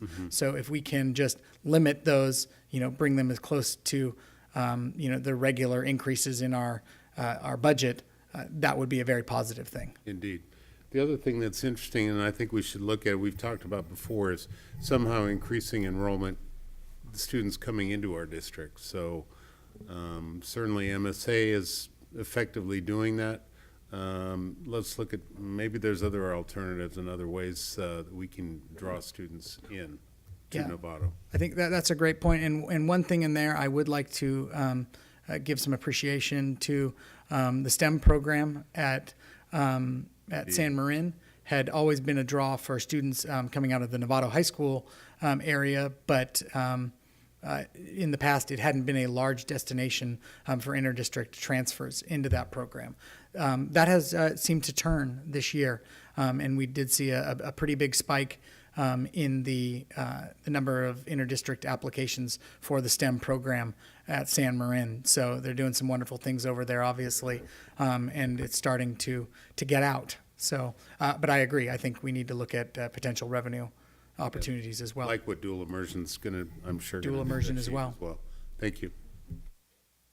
Anything, Trustee Nell? Okay, well, certainly I have a lot to say, but we don't have enough time. So I'm gonna say, I came tonight prepared to support the budget, but I am in agreement with pretty much everything that Trustee Miller has to say. Some subtle differences on how we might go about solving the problem, but without a doubt, you cannot characterize this budget and its multi-year projections as anything else but precarious. It's a lot. Anything that goes wrong, and we could be seriously upside down. So, with your your previous recommendations and the success of the previous advisory board, I'm assuming that we will be prepared to come up with structural operating effects that'll be to help us get through this particular period. So let me just talk about some of the things. As far as this board being more direct and more participatory in this problem, I agree with that. I think we need to do that. It was more of assume that we would, but maybe it should clearly be stated that coming forward on the next agenda, I might suggest through the take trustee Mildred's suggestion that we agendize some kind of a report so that we're given an opportunity to comment and direct on the implementation of a budget advisory committee. In addition to that, there was some discussion around reserve policy, and what we need is a catalyst for discussion and a way to come up with that. I don't think that you want us to just dictate some percentage or something, you know, in a vacuum. And quite frankly, the reason that we don't have a real strident reserve policy in the first place is because we need to have some flexibility, and we need to be able to change as things change. So I would caution us on too strict of a number, but it's something that we need to address. But perhaps this is a workshop that the board should be involved in sooner than later, as opposed to waiting for the formation of district advisory committees. Without a doubt, we are facing some tough decisions, and regrettably, we find ourselves in this position due to circumstances beyond our control. I think, honestly, there's very little that this board could be doing, that could have done years ago or doing now, to put us in a better financial situation, simply because of the STRS and PERS pension deficit, increase in rates, and assessments that are coming forward. And I don't think anything is going to happen to this particular problem until the members, which are primarily all of the employees of our district, don't get involved in solving this particular problem. You are members of CalPERS and STRS.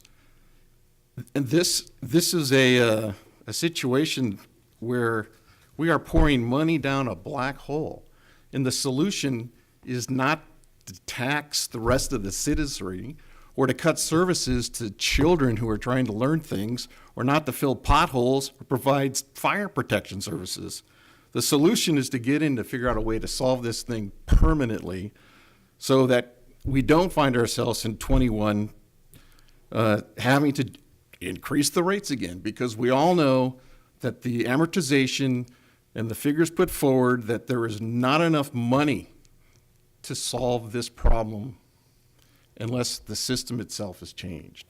So I am frustrated that we are putting the future of our children at risk in order to take care of the adults who work here. And that is how it appears to many, many people outside of this particular room. So maybe this is a plea to the members of these organizations to step up, speak to your leadership, political and administrative, and get this agendized and get this problem taken care of before the rest of us are all having to deal with it in crisis mode.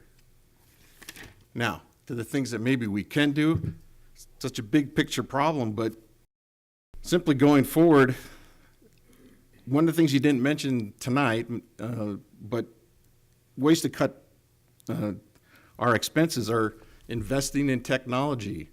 This advisory committee or this workshop that the board may decide to have on its own, we have to capitalize things that are quite frankly going to require fewer people to work here.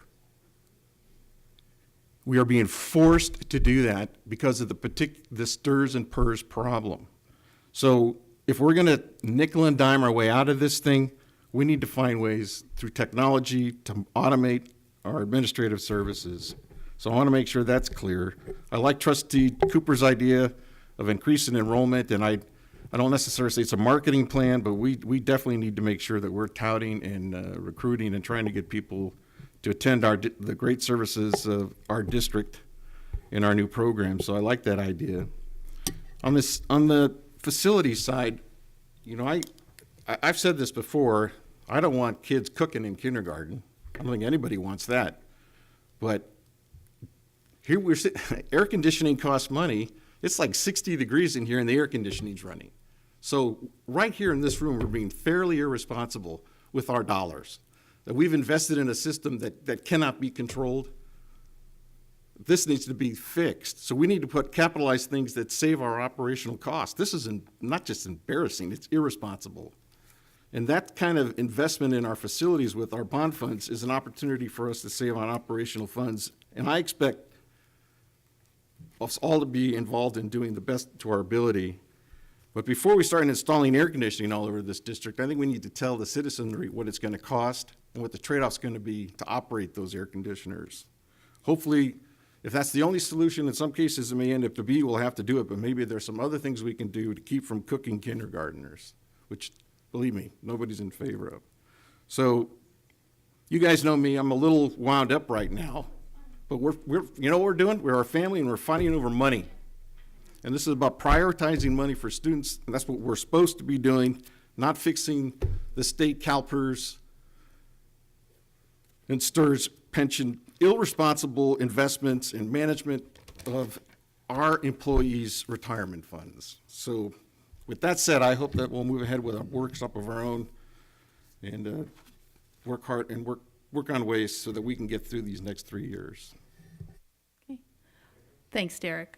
Trustee Nell, appreciate those comments. Everybody's had great comments, and we're very passionate about this as a board, and we want to do the right thing and be proactive in our decision-making.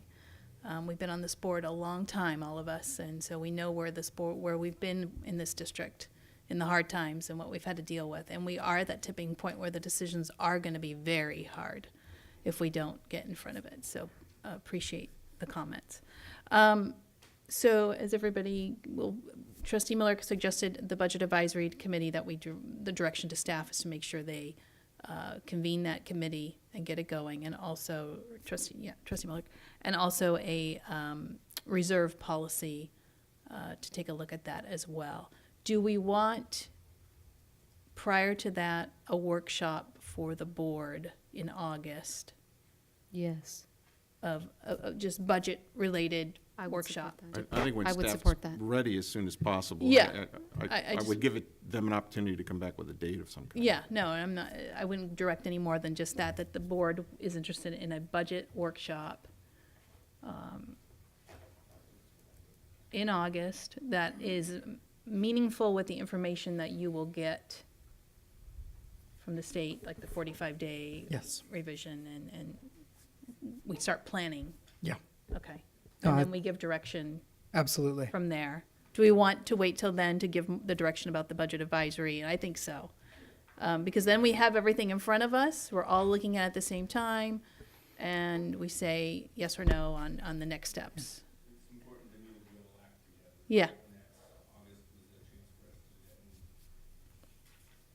Okay, and if you need more direction than that, please. No, I think that's good. I'll also bring different to Trustee Millerick and to Trustee Nell's point on potential reserve policies. I might bring some different ways districts have looked at that and what levels and what flexibilities to keep in there so that we can kind of look for where the direction might be out of that potentially for a policy. Okay, that sounds good. Is everybody good with that? Right. Perfect, okay.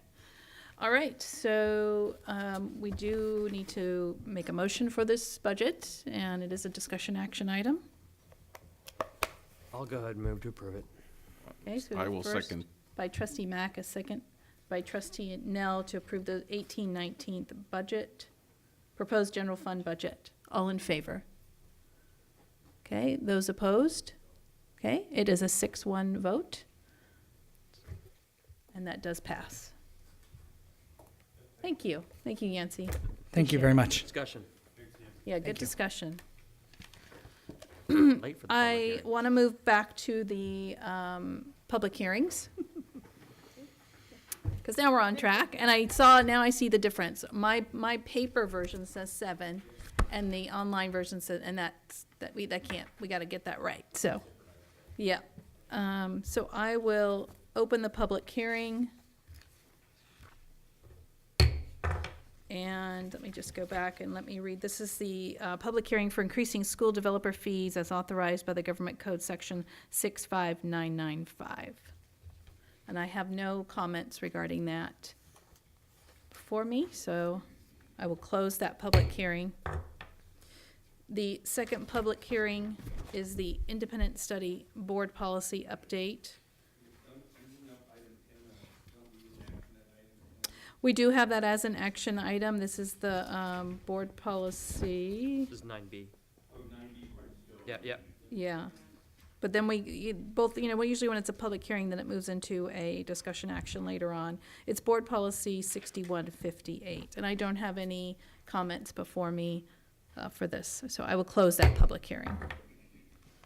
Okay, and back on track. This is now 10C. Superintendent Hogaboom will be presenting the 1819 proposed district priorities and goals, a draft.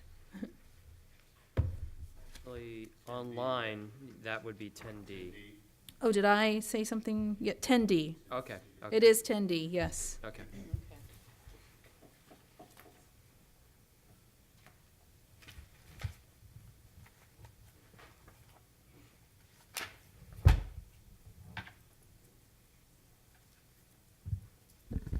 Okay, thank you, President Butler. So this is, first of all, I apologize because your cover that you had in your board packet was wrong. That was from like 2 years ago. So you should hopefully have an updated summary of our draft district priorities and goals for 18-19 and not for 16-17 or whatever the other one was. So I'm sorry about that. So we still have the same 4 goals that we've had and priorities, which are equity, student success, staff success, and community engagement. So we will continue to have some specific goals there. Our main theme this year has been to kind of simplify and streamline a lot of our district goals and plans, specifically the single plans for student achievement. I think if you get too many goals and too many strategies, then no one can focus on any of those. So we're going to try to streamline those and maybe not put every strategy that we're thinking about doing under those, because otherwise it just gets a little overwhelming. If it's overwhelming for me, it must be overwhelming for you and everybody else. So realizing that we have our district goals and then the sites also have their goals, and hopefully those come together well. But there's going to be some things they're working on that we're not, but we want to make sure that the key alignment on those 4 priorities are there. But we'll seek to continue to seek coherence amongst those priorities and know that our graduate profile is the North Star that we're shooting for, and intertwined with the 6 C's is also our equity work. And I think that is the crux of everything we're trying to do, and we need to couch things in that way. I'm excited that we have our new graphic for the graduate profile, and we'll be rolling that out in the fall at our welcome back and really getting those in all of our classrooms and showing people why those are important. And we also have those rubrics for those, which is great as well. And next year we'll really be focusing on cultural competence as the 1C that we really want to start looking at, both in terms of how students evidence their cultural competence and what does that look like, as well as how our teachers being culturally responsive teaching practices. So those are kind of the key areas around equity. Nancy Dome and Epic Education will help us at elementary, and Hugh Vasquez and the National Equity Project will help us at secondary. So with that, all the goals, last year we also kind of complicated things. We had kind of a general, we went away from SMART goals, which are specific, measurable, achievable, results-oriented, and time-bound, and kind of went to general goals, and then we had metrics, and then we had strategies, and like I said, I felt it was pretty cumbersome. So we're going to try to streamline things. So all these goals that we have tonight will be changed into SMART goals. So that's the goal. You also tell whether we achieved it or we didn't, and then we'll include some key metrics for whether we achieve those or not. So the first one I talked about a little bit is equity, and again, the focus is really on cultural competence and culturally responsive teaching. Our specific goals under there would be, one of the things I should also mention is we are revising our equity imperative, as I mentioned before. The equity imperative, I think, was really important as a policy and a statement of where we want to go with equity and what our equity imperative is. We very narrowly focused on race for a very specific reason after lots of discussions, because race, unfortunately, is still the single and most important factor in determining student success, which is too bad, but that's what it was. And so we specifically called out our Latino and African American students in terms of our overall goal of A to G requirements. And then we have a lot of appendixes that are in the equity imperative that talk about race and why race is such a key factor we need to pay attention to. I think at this time, after kind of talking with a whole bunch of different people, we need to broaden our equity imperative to not only include race, but why shouldn't we include our special education students, our English learners, and our kids in poverty. Those are really the 4 different groups that we have that we're not serving well. So I think we need to look at all those and bring those in there. So that'll be one suggestion. And so that first goal that we've really been focused on, which is increasing the number of students meeting the A to G requirements, we will really hit those 4 areas, and we can tell exactly where we are this year. I'm totally keeping my fingers crossed that we are moving the needle on that goal, both for everybody, because 50% is totally unacceptable, and it's even more unacceptable that it's 20%. So hopefully we'll see some changes in that this year with all the work we've been doing on that. The second goal, and so we'll put the very specific targets of where we are and where we want to be. Reducing suspensions for special education students. So if you remember back to the dashboard, that's one of those little trivial pursuit things that's in red, which means you're not doing a good job with that at all, and we should not be suspending special education students. So it was, I think, time that we had our Healthy Novato report tonight, because a lot of those restorative justice practices are what we need to do, not suspending kids, whether they're special education or not. I think all the research shows that it's a waste of time, and kids just sit home and watch TV anyway. So unless it's an extreme situation, restorative justice practices really should be what we're using instead. And then the last goal would be around increasing the number of English learners who are proficient on the LPAC. And really next year we will be doing our last really strong push with Kevin Clark strategies. This year we trained about half of our elementary teachers. Next year we'll train the other half. The other one that we haven't been doing consistently, frankly, is the 45 minutes of EL instruction every day in our elementary school. So we really hope that now that we've trained high school, middle school, and half, that we get all of our elementary teachers trained and up to speed with those Kevin Clark strategies, that's going to really make a difference towards that goal. In terms of student success, the focus would really be on strengthening student voice and empowering our students and personalizing learning. One of the things we learned from the equity convening and hearing our students talk from Marin Oaks was the importance of personalized learning, is somebody believing in them, somebody having high expectations with them, somebody connecting with them, and really that personalized learning and finding ways to do that, particularly at the secondary level, I think is really important. So our goals, and these are going to be a little harder to measure because it's probably going to be more qualitative than quantitative, but the first would be that somehow our students are demonstrating progress towards a graduate profile, especially with cultural competence. Excuse me.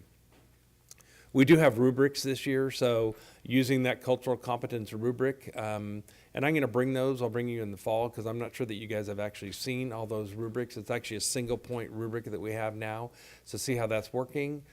Student wellness, we know, is crucially important, and part of Kelly Johnson's role is going to be moving to expand into student wellness as well. We just know that our students are in a lot of pain, and we need to make sure that mentally and physically, I mean, we talk about school safety with Bill Welch and North Bay Security, but I'm actually even more concerned, frankly, about the mental health of our students and our social emotional health, and so we need to make sure that we are doing everything we can so that students are in a place where they can learn. And then the last one would be to strengthen student-staff relationships and that whole idea around personalization and how do we do that. So those are going to be some tough goals to measure, but I think those are the ones we need to have for our students. In terms of staff success, we're really going to be focusing on content mastery. So we don't really talk about the 7th C, but if you look in the middle of our graduate profile, it says content mastery. And we really haven't focused on that since I've been here. We've really focused on the skills, but I think it's time to we need to get back to some of that content. And so at elementary, it's going to be our new reading adoption in Lucy Calkins, which I think is a great program that San Ramon and Pleasant Valley are already using really well. And then in secondary, it's really the learning targets. So you've heard about that a little bit through math and through Cindy Klinkman and the importance of establishing a learning targets and then having some measurements of that and some assessments of that, which then leads to redoing our grading policies, which are very outdated and need to be updated. So that's the order of that. So we really want to spread that learning target work from math to all of our subject matter areas. So next year, a little bit different focus in that elementary focused on Lucy Calkins training, and secondary focused on learning targets and common assessments. And then all teachers will be trained on culturally responsive teaching practices, which are fairly specific. And then finally, community engagement. So we need to continue student, parent, community outreach, especially for our underserved parents, to ensure participation and input. We've heard that, I've heard both from our DLAC and our special education parents that we're not doing as strong a job as we could of inviting them in, and I totally agree with that. So we are going to do better outreach for particularly those two groups of parents. We want to strengthen our district and school safety plans and physical safety plans. So we'll be doing a lot of work over the summer, looking at different apps we have about see something, say something, those kinds of things, making sure that we're doing the drills. And I think Shelley or someone is asking at least, 3 drills a year, make sure everybody's quite clear on what we need to be doing around those. And then finally, continue to use a Youth Truth Survey results. So we have those now. It's kind of a baseline of where we want to be. And that was a little overwhelming for everybody, but I think that that's a strong baseline, and we'll be able to see if we can make some improvements. And most schools incorporated the Youth Truth Survey results into their single plans that they've already been working on. So that provided a kind of a baseline again for some areas where they need to make improvement. So those are the draft district goals for your ideas and suggestions. If we missed anything, we've been working with our principals and our district staff to come up with those. So if you have any other thoughts or think something's missing, again, we're trying to limit the goals for 3 of those, because keeping in mind that the schools have goals, most of which are very much in line with those in their single plans. But if there's something I'm missing or something you want to highlight, then if you can let me know that, then I'll bring in August, I'll bring the final goals back to you, as well as a report. Since we're starting to get, I think today we actually just are getting some of the SBAC results in upstairs. So I will bring the final kind of report on how we did with some of those goals this year in August. But then we also want to have you guys certify our goals in August as well. And then we're planning on having the single plans be presented in October. Okay. Last year, I think it was like, no, it's too late. Too late. They're already working on them. In fact, elementary schools with the P3 grant already have developed an equity plan and a data plan and a lot of that anyway. So a lot of the single plans are already being formulated as we speak and get worked Okay. on over the summer and the fall. All right. Any additions, comments? Trustee Miller, Trustee Nell? Trustee Miller? Yep, Yeah. simple question. You identified content as the 7th C on one of the slides, and then you named 2 campuses, San Ramon, PV. My understanding is content's always been, we test for content so I want to make sure that we are focusing on content equally on all the other campuses, not just those 2 campuses, just to make sure that same message gets through to everybody. And I think we've been doing it all along, we just didn't call it out, but. Yeah, and when I called it those 2 campuses, that's because San Ramon and Pleasant Valley have already been using the Lucy Calkins, so they're a little bit ahead of that. That's what I meant by that, is a lot of the other campuses aren't using those, so they're a little bit ahead because they've been using that already. So Lucy Calkins is going on other campuses then? Yeah, so we adopted that as our reading curriculum that we haven't had for all schools. So now all 8 of our elementary schools will be trained this summer and rolling out that we've ordered all the materials for schools. So again, PV and San Ramon will have a head start because they've already been using that for the last couple of years. Thank you. Trustee Nell? So just a process question, are we going to discuss each of these goals like one at a time, or do you want us to just kind of in general? This is I think in general. This is a first This is a first draft, and then it comes in August, and we get another look at it, and hopefully approve something in August so that we can start rolling the message out to staff and Jim can start communicating the goals. Okay, then I have just some broad. Yeah, So- whatever you. So I think, comment. sure, then this is great. This is good. I am always impressed with your finger on the pulse, and you seem to you've got it organized. I couldn't agree with you more on fewer goals and being more focused, and coherence is a word that I think we need to talk more about and define and make sure everyone understands what that word means. Maybe we can start there. But I do want to say, you say we got away from SMART goals, but I think we didn't have a choice. We were all put in a situation where there was so much going on at the same time. We had the introduction of the LCAP, local control funding formula. We had LCAPs. We had Common Core adoptions. It was crazy around here. Yeah. The expression "drinking from a fire hose," and I think it's time to acknowledge, not the staff, but the teachers, everyone who has survived the last 4 years. Survived.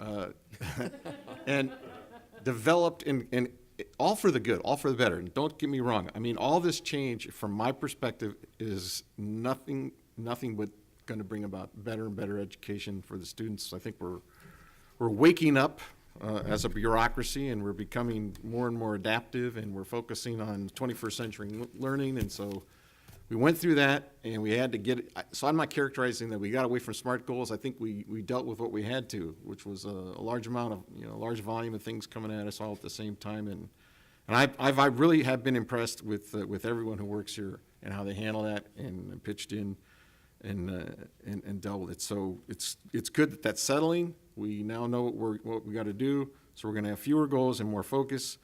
And I support that from a broad perspective. I like the focus, cultural competence. I had a striking conversation with someone at a Safeway the other day who asked me, what do we need that for? And I found myself, searching for relevance. So when we talk about the need for cultural competence, I hope that we'll make a big point of telling children and eventually their parents why it's relevant that they have some cultural competence in the 21st century in a world like ours today, where communication is real time, it's international, everything that's going on broadly, it's relevant. And so I think we got to make that a focus. So that's just my comment on that one there. I don't think we'll ever be done with the equity imperative. I appreciate your growth concept. It should be inclusive, obvious. But I don't ever want to see our equity imperative be something that we said, okay, done, check the box, put it up on the shelf. I think we need to get that thing out all the time, and that needs to be a living, breathing document, because things change quickly. So I appreciate that aspect. You mentioned the little colored triangles, which is the SBAC, right? Is that Sure, yeah, the dashboard. I think that we ought to take that more seriously. And I think we got to look at that stuff on a regular basis. We ought to promote that with our community. And if our little triangles are turning red, we should acknowledge that, and we should redirect our resources from somewhere else, because there isn't any new money, and we're not going to get real about that. But I think that we should embrace more of that testing results. And if we want better results, then we can strive towards it. We'll find ways. So good work there. And just to be your typical political, I'll toss in a little one in both ways. On community engagement, first I said fewer goals is a good thing, but I want to add something to community engagement. And it's simple. We just had a conversation about the budget, but we cannot ever go about educating our children without talking about the money side. I know that's a perspective that I have, but it just has to be there. So I would like to see one of these goals being more proactive about the current budget situation, and exactly what the state's priorities are for our children versus what our priorities are for our children, and why we do what we do. So hopefully we'll expand that engagement that's one where we can allow a little expansion. So feedback. Thank you. That was great, Trustee Nell. Trustee Aguila. Yes, so it's good work, and so glad to see that we are focusing a little bit more on the DLAC and special education, and that the parents should be more engaged with that. I am thrilled with your truth surveys. We had great information, great data coming out of those surveys. They were on time. Now, we also had, just want to make sure that we don't forget about the CHICS survey. And, in the past we had the CHICS, and we had the Marin and NUSD, those three surveys. And then, so now we got this one. And so I just want to make sure that we don't forget about those. And timing is an issue here, because if we can, I know with the California surveys, we don't always get them when we want them. But when we do, it's great when we combine them and everything, like we did with the youth truth surveys. So when it's combined, and so we can see how we're doing in comparison to other schools. And so if we can just keep that going, I think that's fantastic. Thank you. Trustee Scott. So Jim, I'm curious, the video that I sent you, in terms of mental health for our elementary, would that fit in anywhere here? Because Yeah, that's an easy, that was a great video. It's an easy way to have, well, it's not well, it is a fairly easy way for teachers to really check in with kids. And the video had to do with a teacher who had a system for finding out on a weekly basis kind of where kids were. And it was kind of like, well, how would kids work together in groups? That's what she told the kids, but she was really trying to find out from them how connected they were to other students, to themselves, who was by themselves. So there's different ways to do that. So I think that's under the wellness one, which is under, I think it was under student success, right? So. Yeah. So that one about, I mean, I would put the student wellness at every school. You know, we are starting to expand the second step curriculum, which is at some of our elementary schools, and Loma Verde and Olive are going to be using that, and the bullying stuff. I think that we almost really need a wellness plan at every school, and I think that doing those kinds of things are really important. when we're doing some of those, can you invite me to come out and watch that? Yeah. If they're going to be doing something around what that teacher was doing, I just found that so remarkable and just encouraging. And I thought it was positive. And I just thought, wow, what a neat way to, look at that mental health of a young child and then positioning them so that they're not feeling bad about themselves. So, and feeling left out. So, include me. I'd love to be able to watch that. Thank you. Thanks. We would love to be included. Thank you, thank you. All right, any additional, Trustee Cooper? Just a quick comment. Jim, thank you very much. And this is certainly, these goals are certainly dynamic, and I appreciate your leadership on this. And I think smarter to be fewer goals. I look forward to increasing that number for the A to G requirements, obviously. So look forward to talking further about Great. this. Okay. I think this is just providing feedback. Trustee Millerick? One additional comment on the slide that's showing on the top, the focus, you identify personalized learning. And I think the more you can make it relevant to the learner, not to the teacher, the better off we are. That's not easy, I appreciate it, but I appreciate it being on the slide. Okay, thank you. All right, again, this was just providing feedback, and it'll come back in August for the approval direction. Thank you.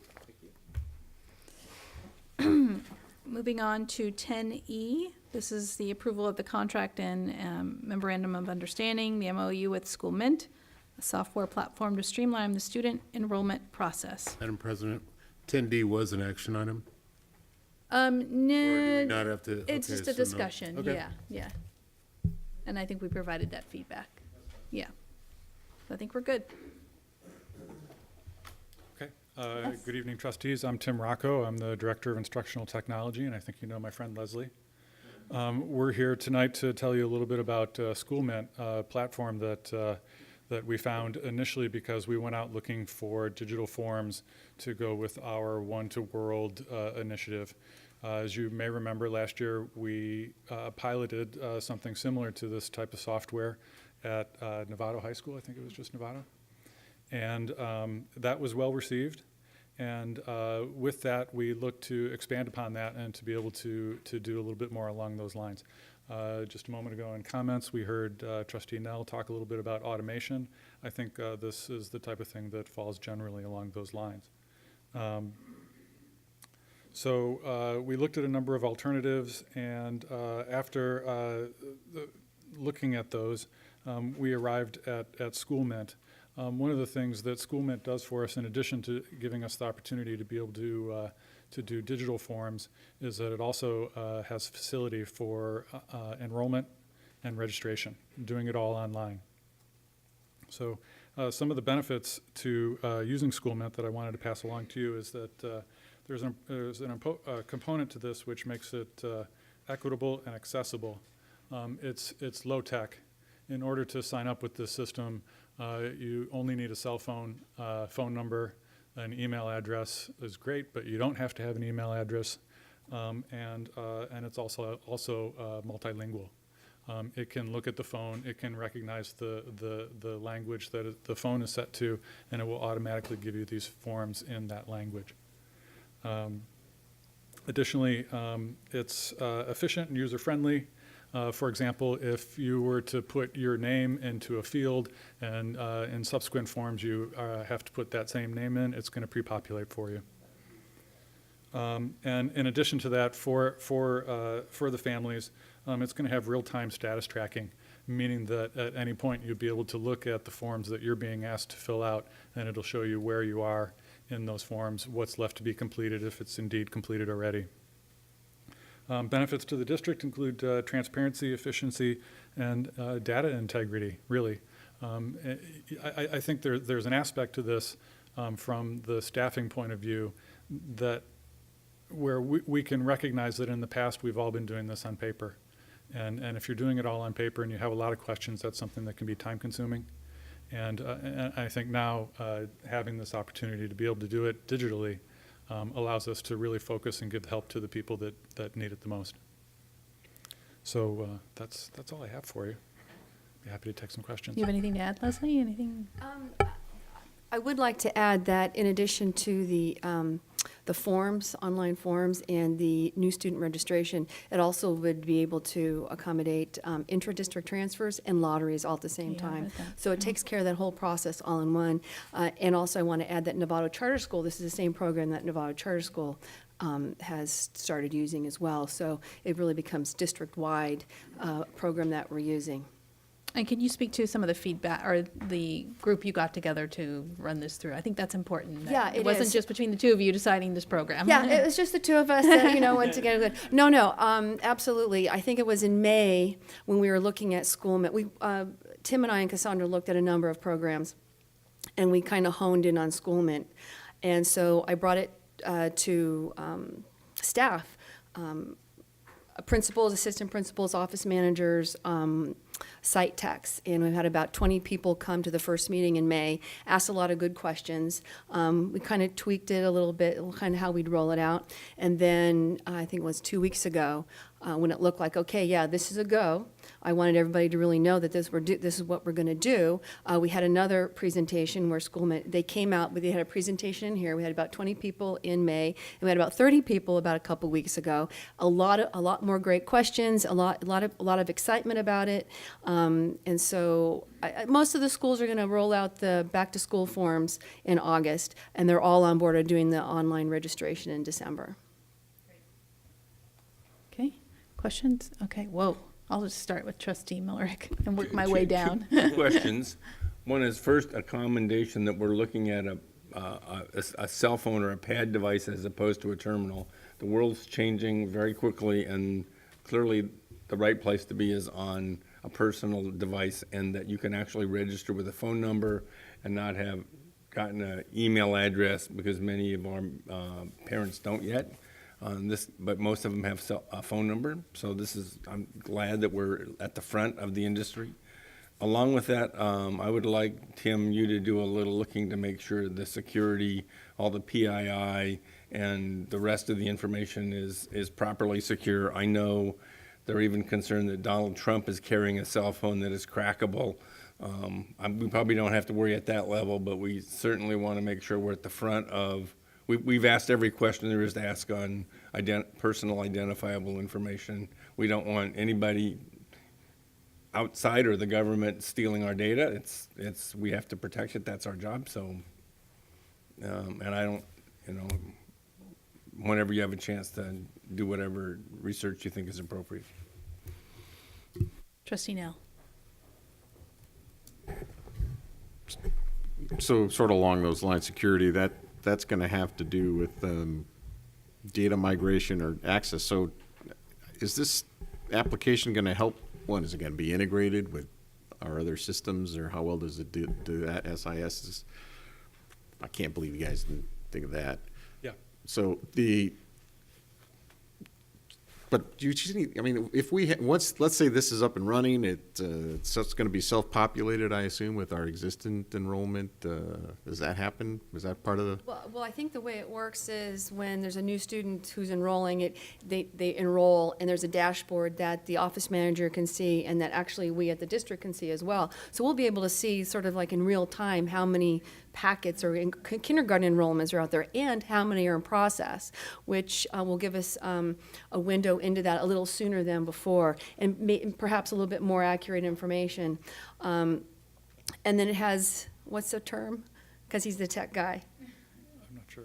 Oh, I'm not sure what you mean. Yeah, pushing it to Aries. Yeah, okay, so to get to that, I mean, the data actually remains in Aries. It doesn't, there's an application program interface that facilitates communication between the two. That's it. Yeah. Do you like this, Trustee Nell? You like this? And then to expand on that, do you guys see any, as the years go by and this query tool is functioning well and whatever, do you see us leveraging it towards any other efficiencies, or it might support other areas like athletic enrollment, or I'm just trying to think of where this model might work. Like, so you could look, will the concussion reports for a student be, I mean, I'm just trying to get a feel. Is this scalable? I believe is the term. I think so. I'm anxious to get my hands on it, of course, but. Yeah, absolutely. I think there's lots of applications for the forms. I think anywhere from, I think we've already gotten inquiries from PTAs that want to be able to use the forms, all the way down to permission slips for field trips and things of that nature. Trustee Aguila, did you have anything? No? Okay, Trustee Cooper. We're just going down the line. I am. Trustee Mack really wants to talk, and I'm trying to avoid that. No. I think this is great. So it's managed, as I understand it, it's going to be managed or viewable by people at the district as well as each school, correct? Okay. Yeah, there's a dashboard. Right. So that we can look at and. So both groups can In the see same that. way that as a parent, you would be able to look and see whether or not you've completed all your forms, the schools will be able to go and see their population and know exactly where everybody's at. Got it. I'd like to add that it also has a communication function in it where they can email, text, or send a phone call. So if there's some outstanding, these parents need to fill out these forms, Reminder. they could just, pick those parents and go, boom, send a text, and it'll send it to them. So it's Awesome. all sort of all in the same system, which is really great. Awesome. Wow. And then, so as far as support, if a parent needs help filling it out, do they call the phone number that's in the report, or what do they do?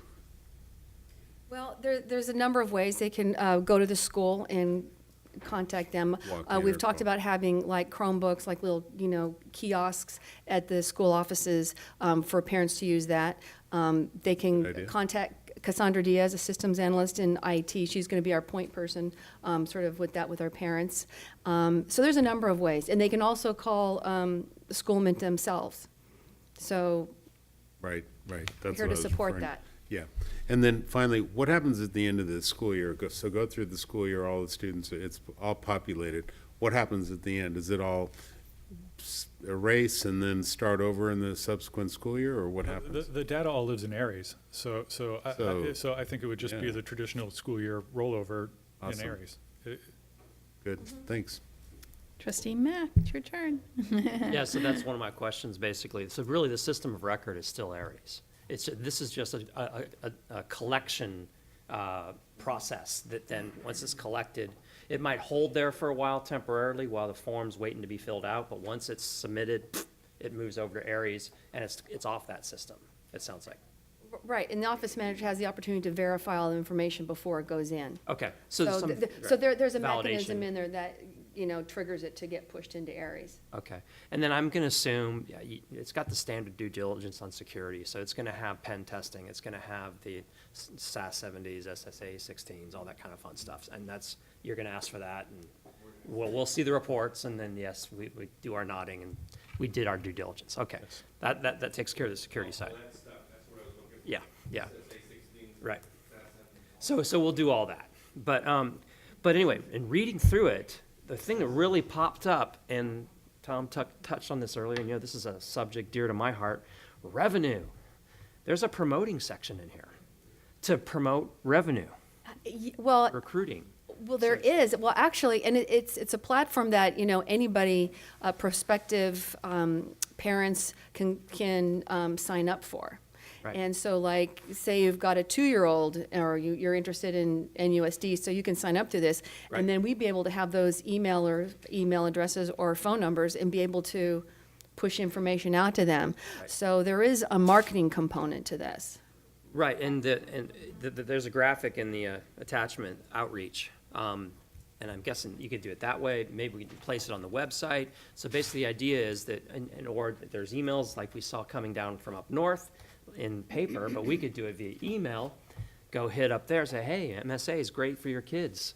So, and have this. So I'm just thinking it through. That sounds like your vision as well? Well, yeah, and actually, as you were just talking, saying, well, this is something that we could really promote at the preschools. Yes. Say, you know, learn more about NUSD. Here's a way to do that, to get communications directly from us. So I appreciate this Dual immersion down to conversation. Dixie. Sorry.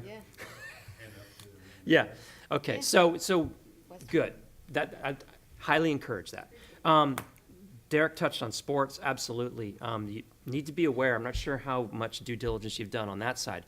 There's a fairly heavy infrastructure at both schools that the athletic directors run for sports enrollment, and that probably would be great if you could kind of tone that down and get it on this. Although I think they're paying for that.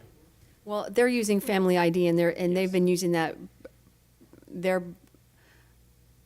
I don't want to say entrenched into that but I think they've got that pretty well done. I think we have to see how this goes over the next couple of years. Understood. Yeah. But I'm just saying, in the interest of efficiencies, let's get to one system, not only in terms of saving money, but also in terms of one system of record, one place to look for things, one place to do things. Yeah, I'm not really aware of like how much they spend for Family ID or anything. But I like think that. it's a booster thing, right? Yeah. Yeah, so, I mean, it doesn't necessarily save us money, but No, anyway. but it vision, consolidates things yeah, into.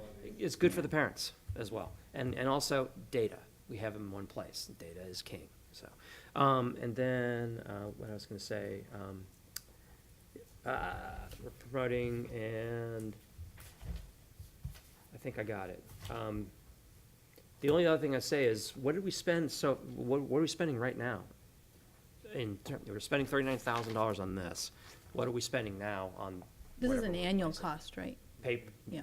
forms? I guess we use that one system for 1 year?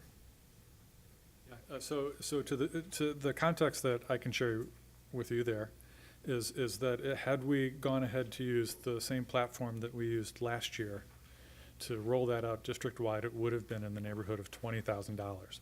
Okay. But that's just for the forms. Right. Okay. I mean, I see this as being a great long-term solution, so. Okay. I'm good. Thank you. Trustee Scott? Anything? Okay.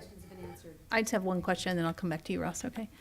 So the inputting and everything is great, all of that, but sometimes when you register, you do have to show a proof of residency. How are we doing with that? I'm happy that you asked, because I was thinking as I was And standing back here listening. immunizations and records of those things? Yeah, so that plays into this whole idea of using a mobile device to be able to provide those things. Take a photo of it? Yeah. Ah, I love that. Yeah, interesting. Yeah, they do kind of equate it to online banking. Yeah, that's what I was just thinking. Take a picture of your check, yeah. Okay, so that was what it turned to, okay. Trustee Millerick? I think, Debbie, your question is my point. A modern platform allows many things to happen. The notion of, I used to fill out forms and then I typed it all into a web page at some computer in the library, or I went down to the school, is changing. The fact that our parents, in fact, carry cell phones with numbers, and we can identify with them and connect much closer the level of service we can provide. If we can do it affordably, and I think a tool like this makes it efficient, we can at least do it efficiently. We can offer a much higher level of service to our community. And if the point made earlier, data is king. If we have concussion records for athletes, if we have athletic records, if we have student records, and they all end up on the same platform, and they're personal identifiable information, I would much prefer to have that in a system controlled by the school, not a sports booster. I'm uncomfortable to hear that we have sports booster. Maybe if they're just funding it, They're it's just okay. funding it, Okay, yeah. but long as we have control of the data, I think I think what we have here is an opportunity. If some innovators allowed us to move forward, and we can improve service to our community and reduce cost at the same time, if we can leverage this kind of platform. So I'm very excited with what you've brought forward. This seems to me bigger than a game changer than just registration. I also want to add that it's really being considerate of our parents and allowing them to fill out all these either applications or forms, you know, when at their convenience. At the same time, there's a tool in there where some of the schools want to do the online registration, but they want to have the parents come into the school because, you know, they like that, they want to meet the parents and have them get to know the school. So that will still continue. But there's a mechanism there where they can ask for an appointment with the office manager and set that up all online so that it's convenient for both the office manager and for the parent. Okay. That's good. That's good. All right. Yeah, Trustee Aguila? Yeah. Thank you. It sounds great. I was wondering about confidentiality. There may be some parents that may not. Is this mandatory? Is this or is this a choice? Do all parents? Are we going to require all parents to do this? And if so, I'm thinking about confidentiality. But well, I think there's always going to be a certain percentage of parents that aren't going to be able to do this, and then we'll provide hard copies for all these forms and stuff, and that's always an option. Okay, because I'm wondering if there's a way that you're planning to inform the parents about this information is nothing, it's not going anywhere else. It's you don't have to worry about ICE or anything like that. We're not Facebook. Well, and also just to be clear, that SSA 16 is all about that, it assures that. So it's all about privacy protection. So, just one last question. If I Yes. could ask, please, if you could, at direction, if you could please reach out to the athletic directors and the boosters to talk about possibly combining. And, investment made in Family ID, is it possible to put in one platform? Because I think to everyone's point here, one platform for the families would be great. And maybe it saves money, yeah. But yeah, let's broach that topic. Yeah, just so, even if we just have a better understanding of who's paying for it, what platform Yeah. is it under? Is it under us? Is it under a whole different, yeah. I think we need to Get them understand. thinking about it too. Yeah. Okay, so this is obviously a discussion action item. You're approving the contract and the MOU with School Mint. Okay, I'll second. first by trustee Mack, a second by trustee Scott. All in favor? 7-0. Thanks, guys. Thank you. All right, we are on to item F. This is the memorandum of understanding, the MOU with the City of Novato regarding the feasibility of a joint workforce housing development. Thank you. Yep. So this is an MOU with the City of Novato, as Debbie mentioned, and so we're bringing this to you.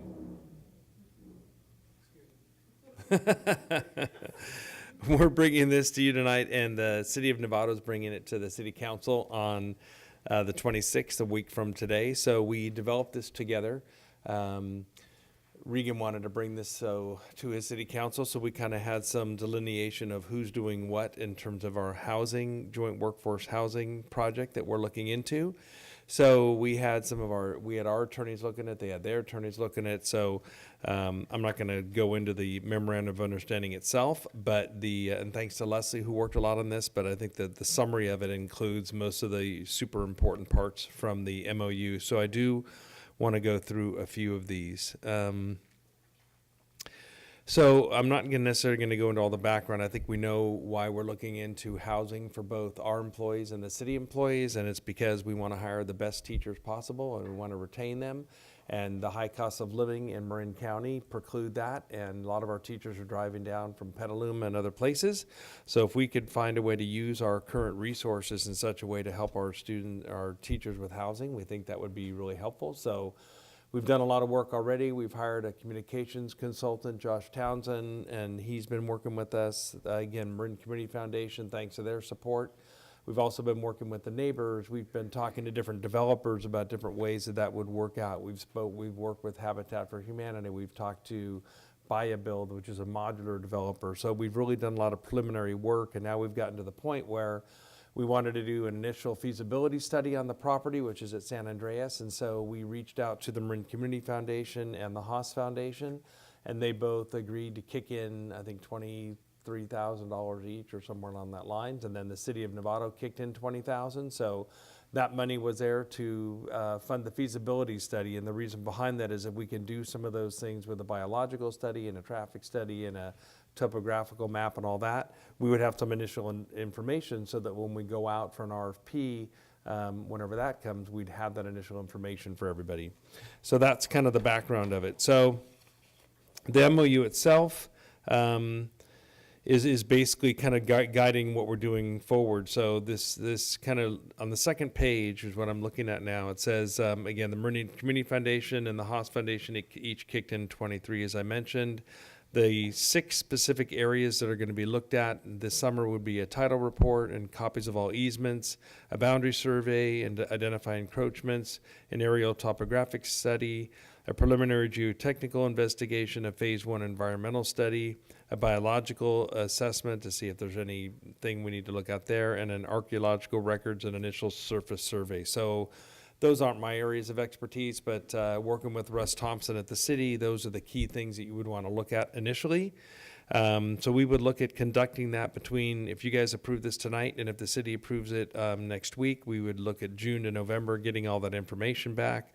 The City of Nevada would be responsible for the coordination, contracting, and completion of the feasibility study through and the extent of the available funds. In the event that the studies or any component require additional funding, then we would kind of get together and say, okay, if it's more than $66,000, we would probably split the cost, but we think that that's a pretty good estimate of what that would be. The MOU doesn't bind either us or the City of Novato to any particular use of the property or the city property, or to make either property available for the development of the contemplated housing. It's just kind of an agreement about how we're going to move forward. Going on to the next page with kind of some next steps I think was important. So that's A through F. So next would be discuss and determine further administrative structures for possible development of housing. Potential engagement of a housing development manager to oversee and coordinate further work. We don't know if that'll be necessary or not, but it's possible. We would also analyze and evaluate methods and structures for financing, which I think is probably our key next step after we get this information back, is to work with you guys on showing you the different options about how this could all work. Do you take out a COPS, a certificate of participation, and do you borrow the money and then you pay that down with market rate funding? So there's a whole bunch of different ways of doing that, and some creative ways of doing that. So that's probably, in my opinion, the next step is what could different financing look like, as well as what would different housing amounts, how many houses would we put on there? What would that look like? Is it just rental units? Would we try to build some property, some housing with Habitat for Humanity that would be like a lease to own kind of thing? Would we then what kind of market rate housing would we have to have on there? So that's another next step. Conduct the public outreach and again, the community communications. Continue with our workforce outreach and communications. So we did the initial study of kind of, is anybody interested in housing and all that? So we did all that survey of both our staff and the city staff. Then, as it says, the owner of the district property, which compromises 80% of the property being considered, the district would take the lead role in the next steps. And then a little bit more about the timeline. So June to November, complete the feasibility and technical study. November to December, see if there's any others of further feasibility that we need to take on. And I think we could probably do this. I have a little more sense of urgency around moving this forward, so I'll work with Regan on that. But the next one would be what we talked about, the administrative structures and the project financing. What are the different options we have available for that? Then hopefully going out for an RFP where we get different people interested in it. And there's even different ways of doing that, right? So you could actually hire a firm that would help us then put together the different ways that this could look, and then you go out for an RFP, or do you just go out for an RFP and see who applies? So there's a whole bunch of different ways that could be done. The term of the MOU is for 2 years. It would expire on May 22nd, 2020. The MOU could be terminated any time by either us or the City of Novato. So in essence, these are just some guidelines for how we're going to work together over the next year or two as we try to move forward on this workforce housing idea. So with that, I think that gives you kind of a basic overview, and I'll take any questions. Trustee Scott and then Trustee Nell. Well, I'm so excited. I can't even tell you. I'm so excited. This is going to be so amazing.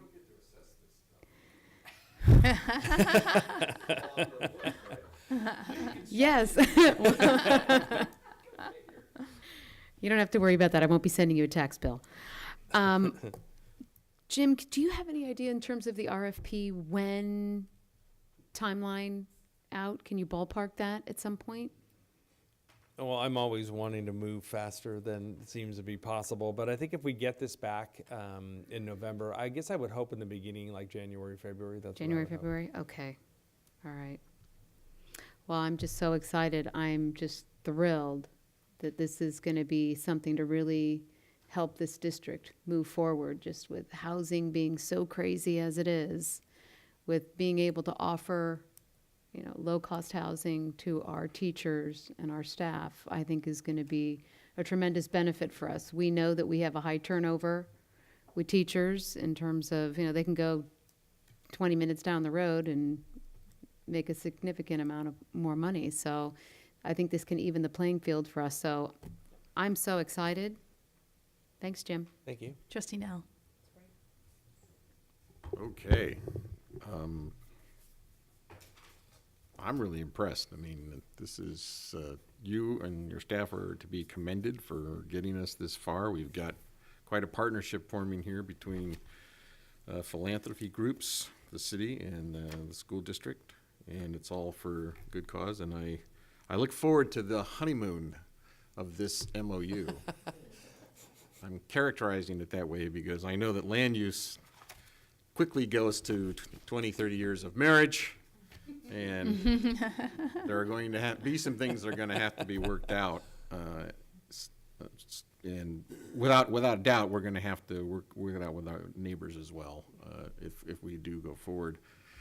So congratulations. It'll be interesting to see what the city council does and moves forward, but I think the cause is worthy. We're certainly taking it serious, and I know we will engage at every level and be responsible. There was a technical part of this. I tried to find the laws and the land use regulations that school districts abide by, which is, you know, the state.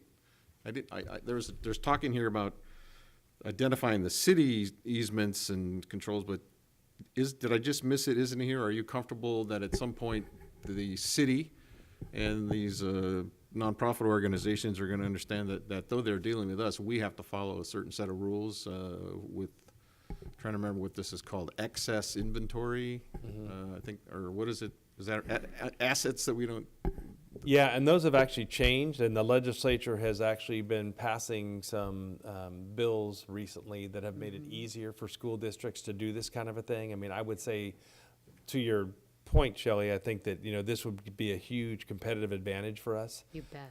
And a lot of districts are looking into this, but there used to be some requirements that are no longer there that would say that if you had excess property, you had to first offer it to certain 7-Eleven groups, committee. and, you know, There's that's a like pecking 7-Eleven committee, and you don't have to do that anymore. So we can bring for you maybe next time in August kind of a summary, or I can actually shoot them to you now that we already have about that. There's basically 2 or 3 bills that in particular have kind of eased, so to speak, the restrictions that school districts are under, and we don't have to do those things. And it also makes it easier for us to offer employee housing and not have to include everybody else in that. So if you'd like, I can kind of bring you a summary. I think there's basically 3 bills that address it. I think that's going to be an important part of moving forward is what are those new laws and conditions? What are they? What are they? What do we have to do in order to take advantage of those laws? Is that because it could be a bridge too far? So I just want to make sure that everybody involved in this understands the new land use rules and regulations, and that I didn't see that specifically noted in this MOU. It may not need to be, but as long as you're going to bring it forward to us and make it public, then that may be good enough. So that would be my technical comment. Thank you. That's a good idea. Trustee Cooper. I share Shelley's enthusiasm about this. This is awesome. I thank you for all your leadership on this, pushing this forward. It's going to be tremendous to our district, I think, if it comes to pass. This is a lot of the work, a lot of the front-loaded work that's called out in this report that we're going to get done with that first $66,000. That's great. And I'm really looking forward to some positive things coming from this. And I'm ready to move on this as well. Okay. I'll second. All right, any further discussion? No? Okay. First by trustee Cooper, second by trustee Scott. All in favor? 7-0. Thank you.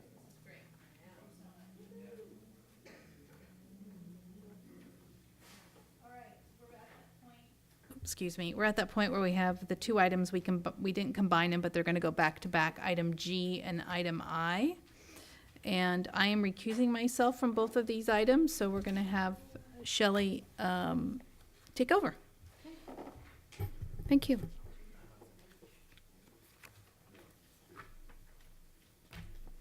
All right, so is Mike going to present, or is that going to be Yancy?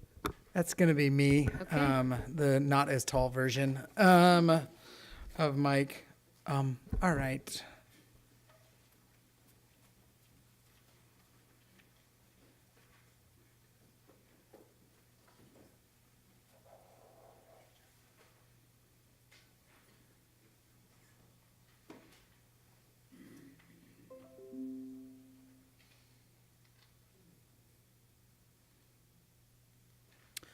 All right, thank you very much.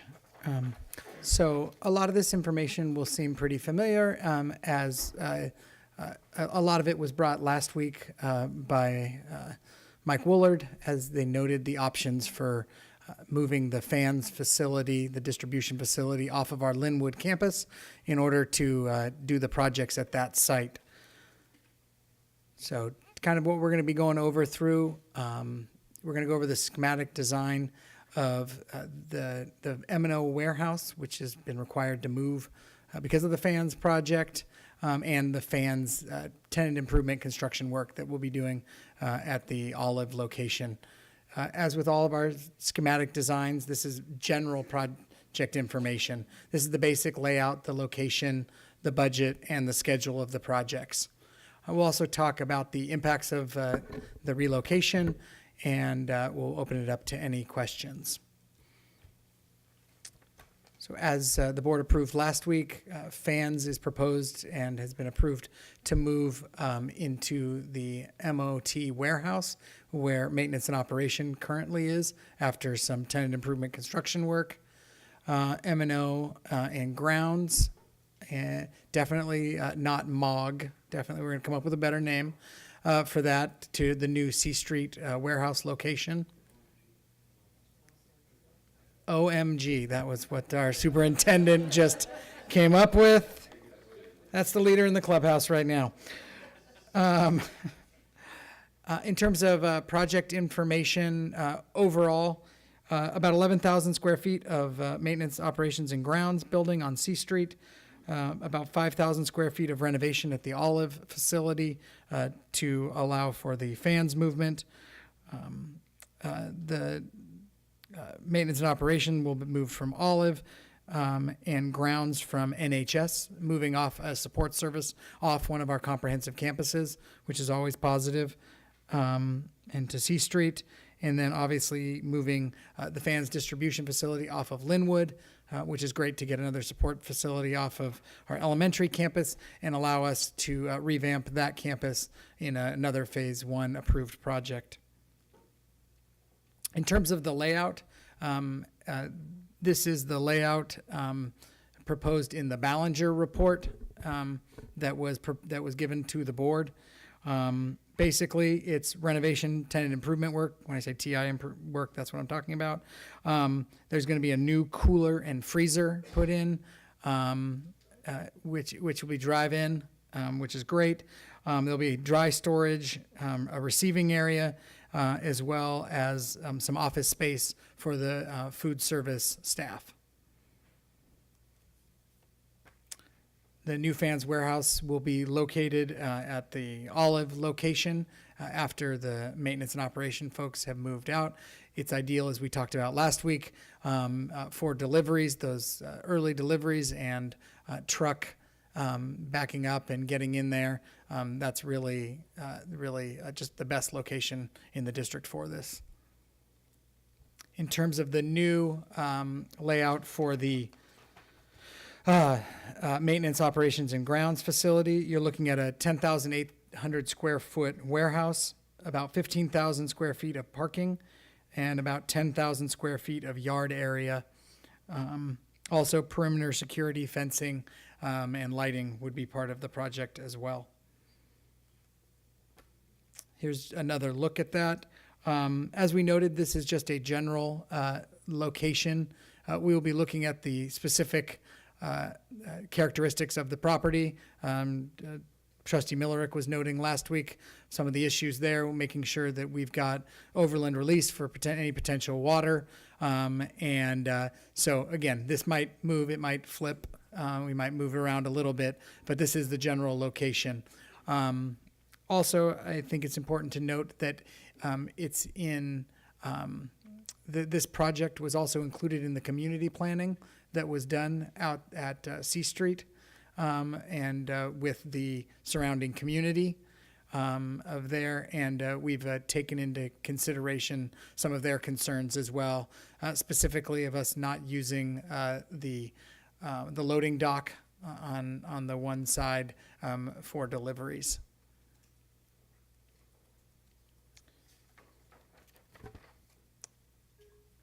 In terms of the impacts of basically these two projects that we've, kind of combined into one, it allows, the fans move allows for the Linwood project to move forward, which is obviously important.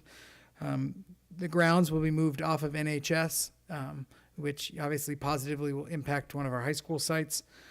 It leads to the consolidation of maintenance, operations, and grounds, which hopefully will lead to some improved services and efficiencies in that department. It meets the Department of Education, the Federal Department of Education's deed requirements of what we're doing over at C Street.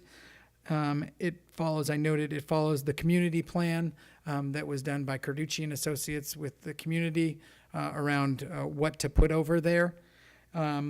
And as well, it can utilize the $1.9 million project for C Street improvements that is included in the facilities master plan that was always put aside in order to meet those deed requirements of the property and of the purchase discount that we received on that of 100% at C Street. In terms of cost estimates, the cost estimate is $5.38 million, and that's for both projects, including the warehouse for fans. Currently, that is proposed out of Fund 22, but I will be bringing you back additional information about the use of the Fund 41 funds, which is a little over $1 million sitting in there, and is focused on the use in the Hamilton Triangle. So likely we will be coming back and requesting the use of some or all of those funds in order to move forward on this project and defray the cost a little bit out of Measure G funding. In terms of schedule, the schedule would really be to work on all of the design work through the fall and into the spring, go out to bid, and the construction to begin summer of 2019 and to be completed by January of 2020. That's for the M&O facility. That's the majority of the work. While this is going on, we will be working on finalizing the planning for the TI work over at the Olive Street for the food service location to move in, and it'll approximately be a 4-month build out for that, if not less. So full implementation of both projects by summer of 2020. So with that, I am happy to open it up to questions. Actually, you heard a comment from Miguel last week. I believe Mike Woolard read you his full support of the project. I have Mark Silva here, our Director of Maintenance and Operations, and I wanted him to give you his thoughts on the project. Good evening, everybody. I just had to come up and say something, that this is an amazing thing that we're doing for maintenance and operations. When I first got here, I heard the story about C Street and moving to C Street, and it's written in the whole application and everything. And I kept saying this to my guys. I kept saying, you know, we're going to move. We're going to have this facility. It's going to be amazing. It's going to be great. And over the years, I started to listen to them, and they're, no, we're not ever going to do it, blah, blah, blah. And this has just totally lit me up and lit them up. And to have us all under one roof every morning allows us to, start the day earlier, because we won't be like up against these houses. I mean, my first summer here, I tried to bump everybody up earlier so we could get onto the sites earlier and get out of the way of the kids, and we couldn't do it. I got phone calls. I mean, within, a day, I had to shut that down. And so we'll be able to start earlier. We'll be able to get to the sites actually more efficiently because we'll be going against traffic. I didn't even think about that at the initial conversation. And I think we can more efficiently manage staff because we're all there in the morning. We all come back there in the afternoon at the same time. Now we have 2 different sites. They're at 2 different times. We can't be at both places at the same time. So I really think it's going to be a really positive thing for operations. The other thing is we'll be able to organize operations from the very beginning. We won't have this structure that's been around for 30 years that, we've always done it this way. Well, we're starting to do it new, you know what I mean? And for me, it's a selfish little thing, but I ride the train pretty much every day, and the stop is right there, and it's going to be spectacular. So anyway, I just had to say my 2 cents because I'm really grateful that you guys are moving this forward, and I really appreciate it. So thank you. Okay, questions from the board? I'm going to go down this way. Trustee Mack? So 2 main topics. Demolition, not on there. So when will we start demolition or basically get them off the campuses? So the demolition of those buildings, grounds likely will be the first one to go because they will move in hopefully in January of 2020. And so I think likely very quickly after that building will be demolished unless potentially we may even need to look at doing a temporary solution for that, depending on the construction needs at Novato High School. But no later than 2020.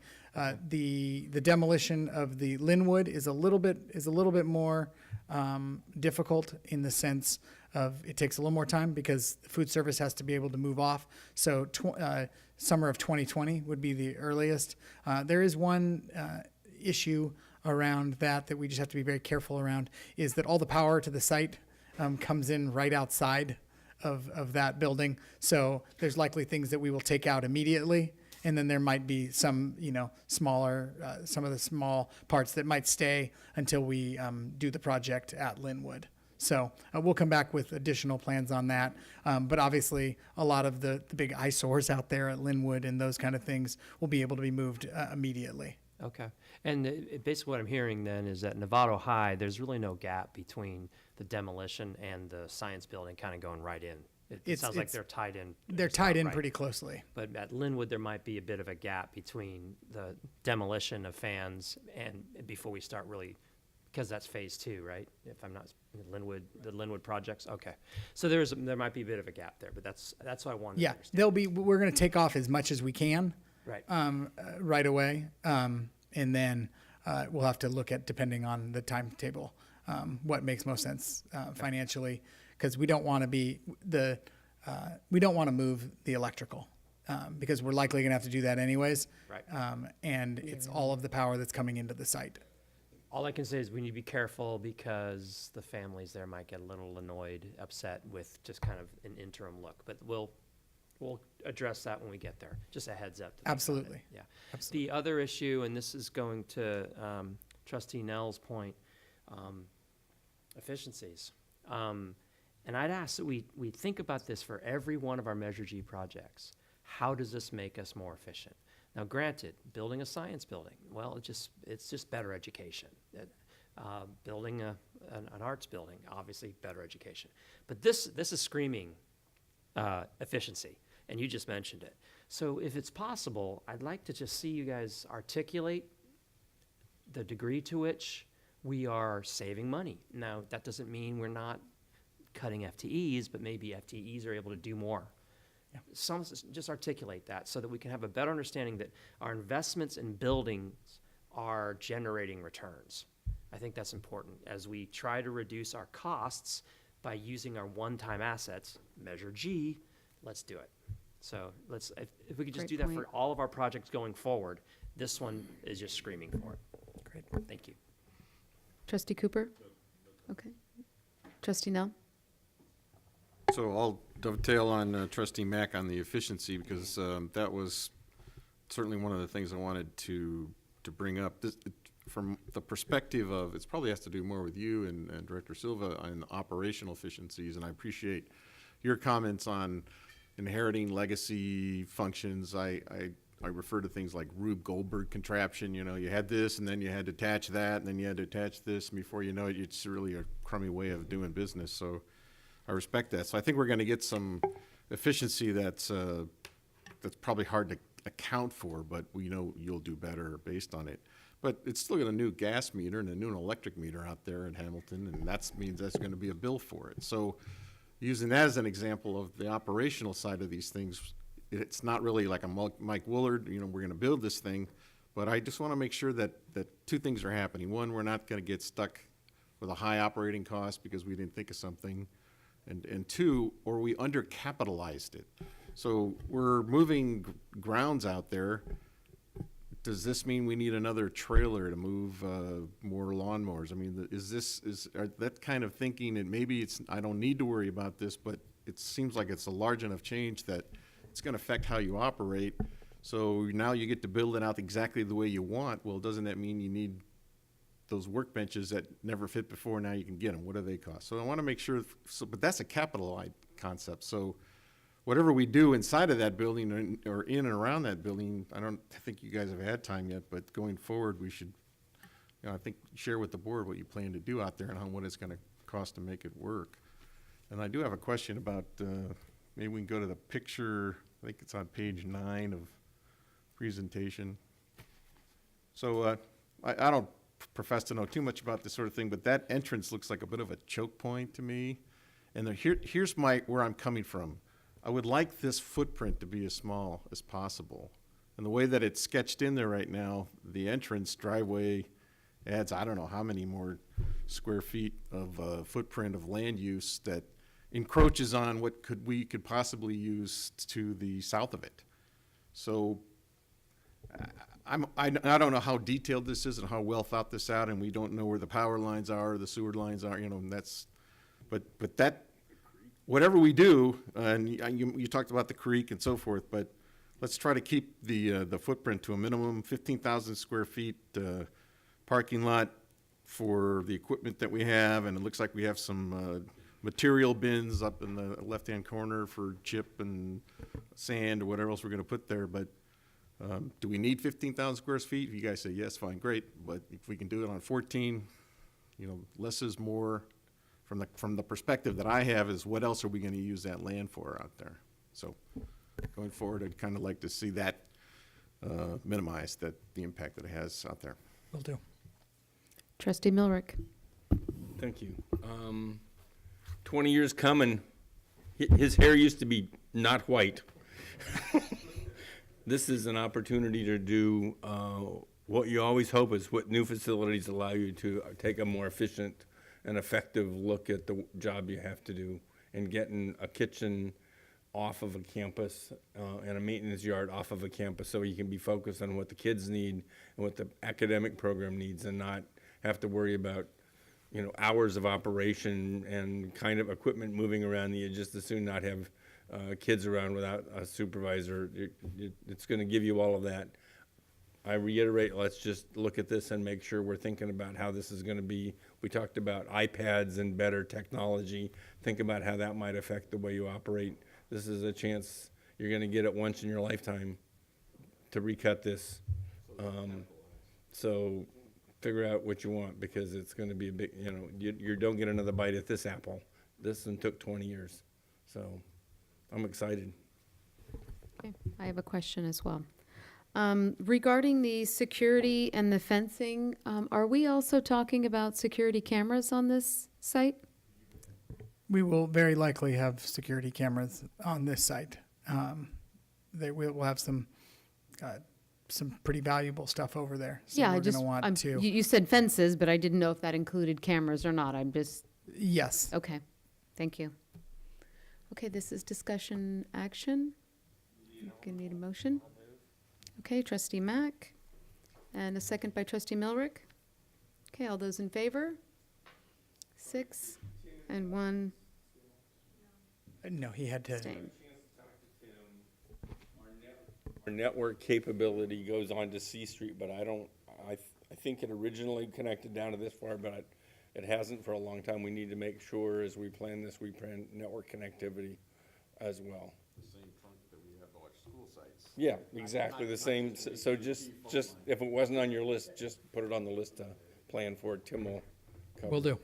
Yeah. All right, so now we're going to move on to item I, which is going to be the approval to the award the contract to CASA Studio to provide the design construction. Is that going to be Mike, or is that going to be Yancey? That's going to be me. I'm All right. going to be all of Mike Woolard tonight. Okay. Unfortunately for the board. Okay.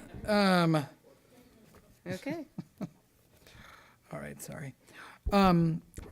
So CASA has been approved as a approved architect for the Measure G program. They've worked on a couple of our projects so far, and we are coming forward to recommend their services for both the M&O and grounds warehouse and the TI work around the food service facility.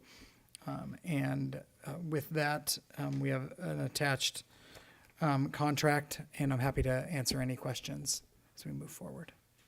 I'll move approval. Okay, all those in favor? One minor question, it doesn't include the demolition on the school sites, right? That will be separate contracts later. Those will be separate contracts later, yes. You're That's correct. what I understood you to say. Okay.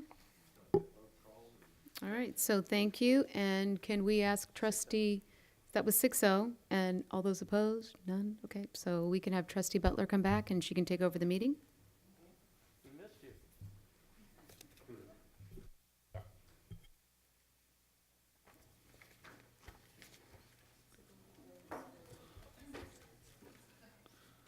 Thank you.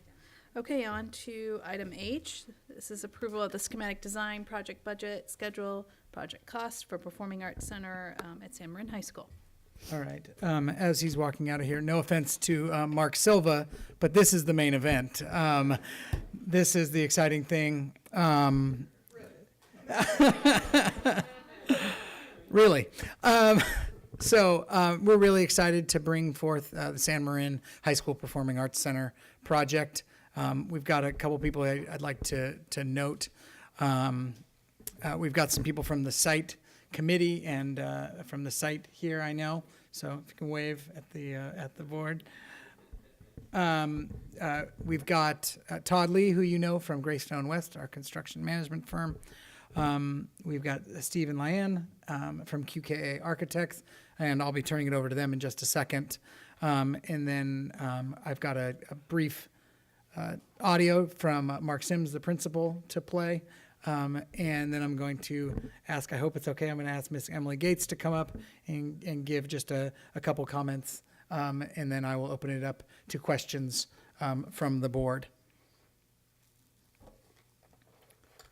All right, so what are we doing? Again, we're doing the schematic design, which includes the general information about the project. So that's location, general building information, cost estimate, and construction schedule.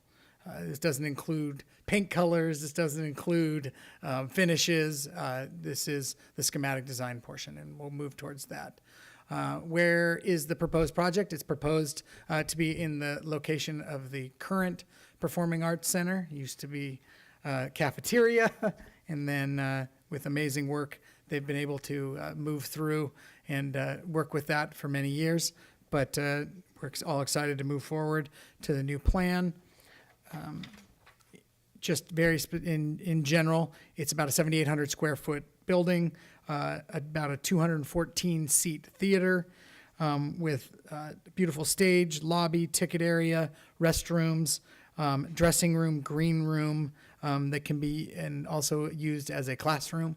And so we're just really excited. And so with that, I'm going to turn it over to Stephen Lyan from QKA Architects to go through the project.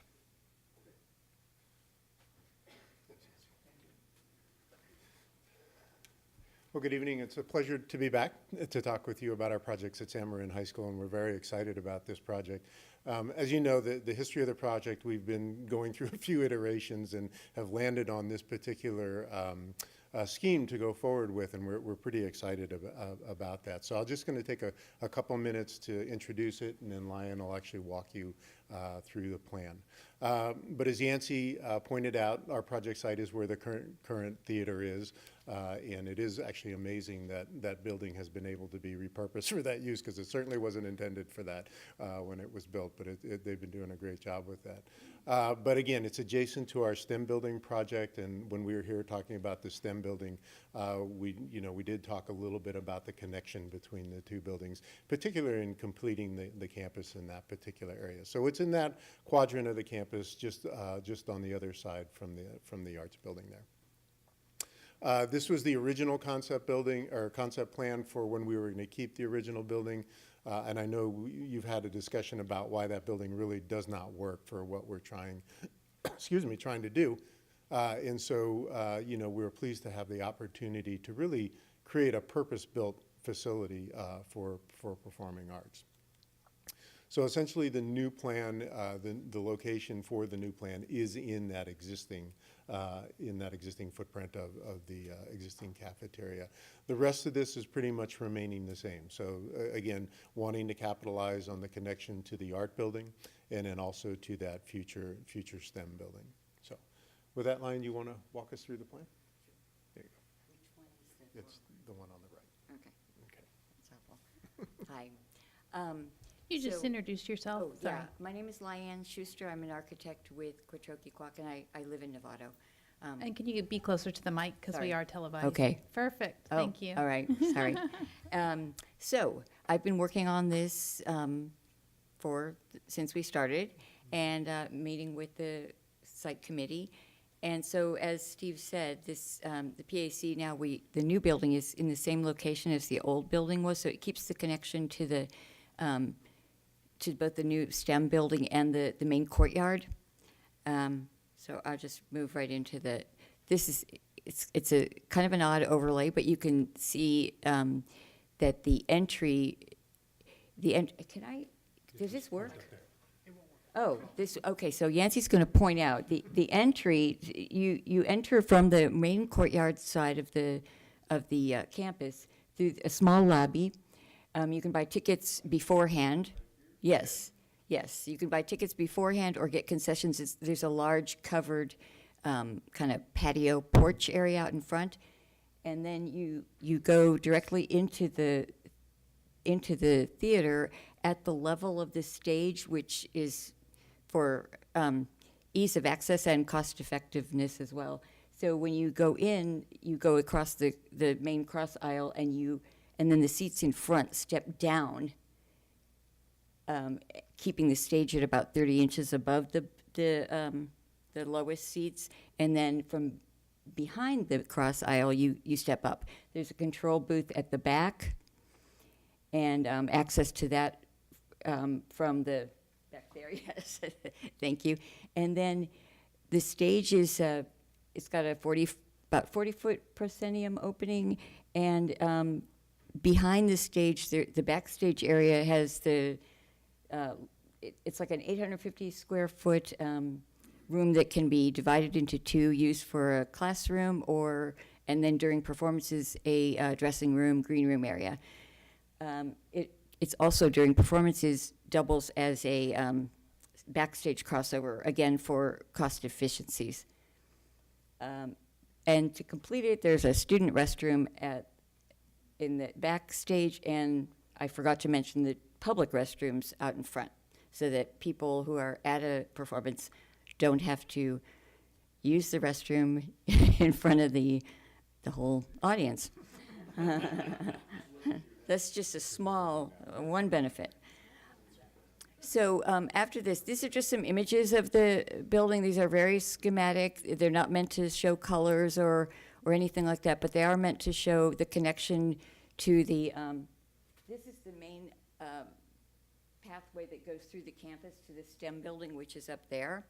And so there's a large plaza in front of the main opening, the main entry that you could use as either for gatherings or before performances, for, I don't know, wine and cheese if there are no high school students there. And we made a large covering over it too, so that in inclement weather you can still be outside waiting to come in, but we're saving the cost of all the conditioned space inside. So, and here you can see another view of it, and you can see the STEM building beyond. We're trying to use some of the same elements and the same language, so that the campus begins to pull together with some of the same pieces.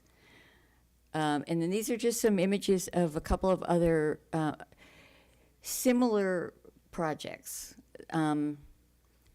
So these are about the size, well, the one on the left looks like it's a little bit bigger, but this is the level of, this is the look that we would be going for and the type of arrangements that you'd have here. This is just representative of that classroom, green room, makeup, dressing room in the back.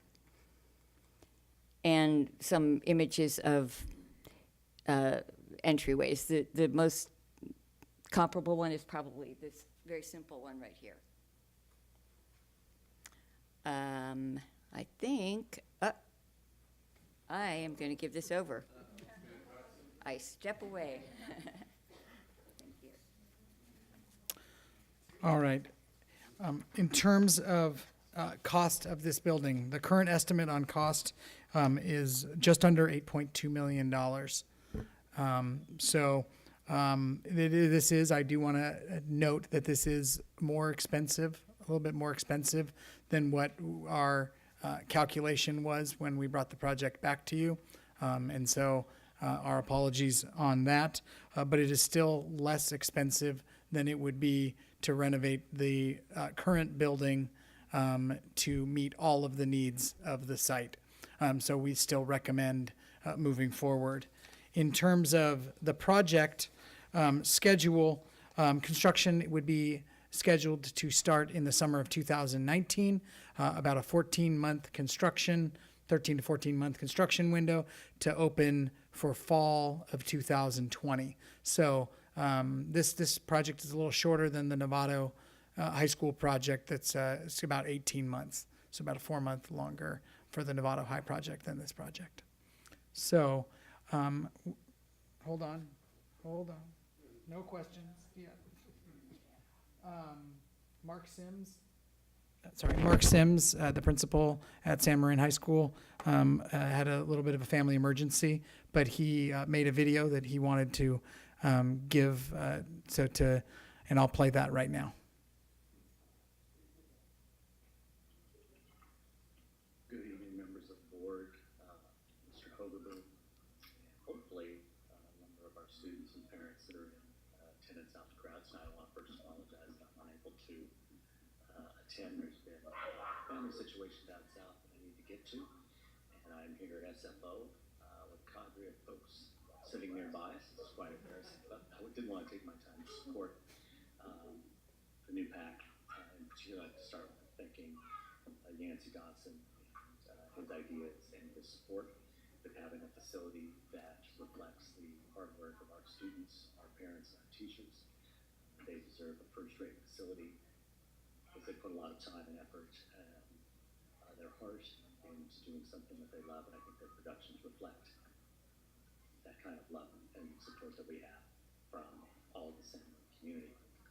Secondly, in my construction efforts that I've had on school sites, I can't think of a time that I've worked with so many professionals who have worked tirelessly to really listen to our needs and hear our feedback and design a facility that will be outstanding. Never was, not only including the district, but some architects and other individuals outside our district worked tirelessly to really create for us what we need and can use for the future. So thank you to all of them. They've been fantastic and we really appreciate it. So I hope this remote video is okay. Again, I apologize for not being there. Wish you all the best, and hopefully we'll hear a little bit more about how much we appreciate the hard work that's gone into the back. Thanks so much.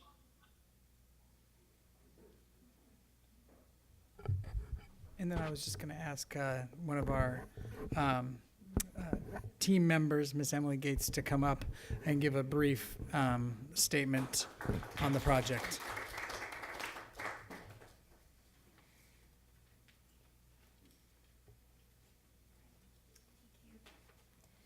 Well, as you know, this is something we've looked forward to for very, very many years. We would be so happy to get out of the rats and the squirrels and all the little critters that we get to see on a daily basis. We have worked hard to make this happen. As you know, we doctored the place up as best we could, but they were right in the fact that it just wasn't going to work. So we do hope that you will go ahead with this plan. It's super important to us, and Linda Kislingberry had she couldn't be here. She's in Budapest, I think. Anyway, she wanted me to read this to you tonight, and she's assuming you're going to approve this. So it says, we are so pleased that you approved of a new performing arts facility for San Marin instead of putting a Band-Aid on the existing 50-year-old cafeteria multi-purpose room converted theater. We've seen the designs and are very excited with what we saw. It fulfills our needs and, most important, gives credibility to our wonderful performing arts program at San Marin. We have managed to pull off great productions in that rundown space. However, to have a state-of-the-art facility will make our students as well as our staff feel valued and not like the lost stepchild. Both Novato and San Marin have great programs and continue to win at state competitions. Both schools should be recognized for the excellent work they do, but one is not better than the others in performing arts. I think the board has realized over the course of our discussion in the last 2 years. Thank you for believing in us and improving this design for our new facility. So that's what she had to say. I just, again, would like to plead with you to give us this space that we so desperately need. If any of you want to see more of us this summer, one of our students right now is performing at ACT. She's already an equity actor in A Walk on the Moon. I just saw it last week. It's great. Thank you very much. All right, you ready for questions? Questions? Yes, Yeah, questions. Okay, questions from the board? Is Christina. Mr. Casper, I have a question about like the rest of the campus. Are you willing to take the question?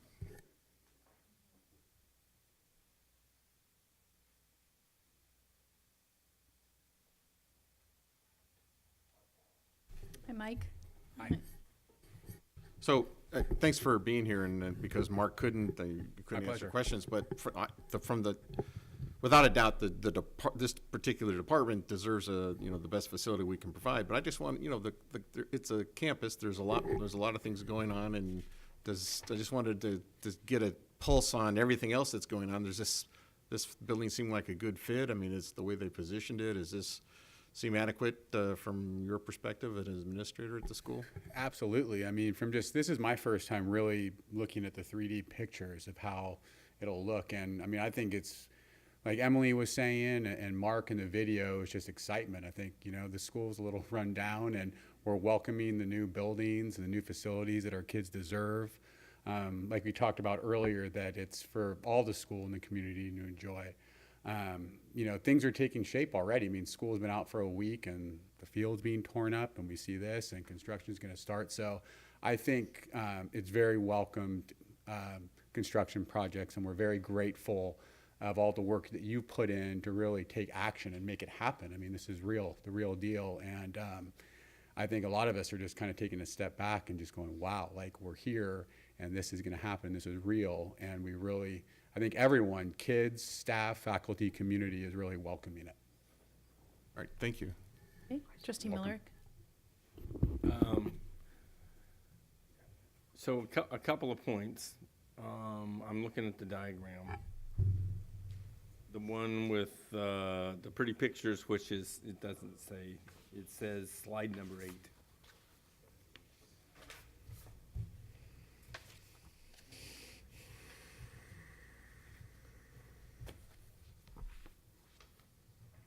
Yes, perfect.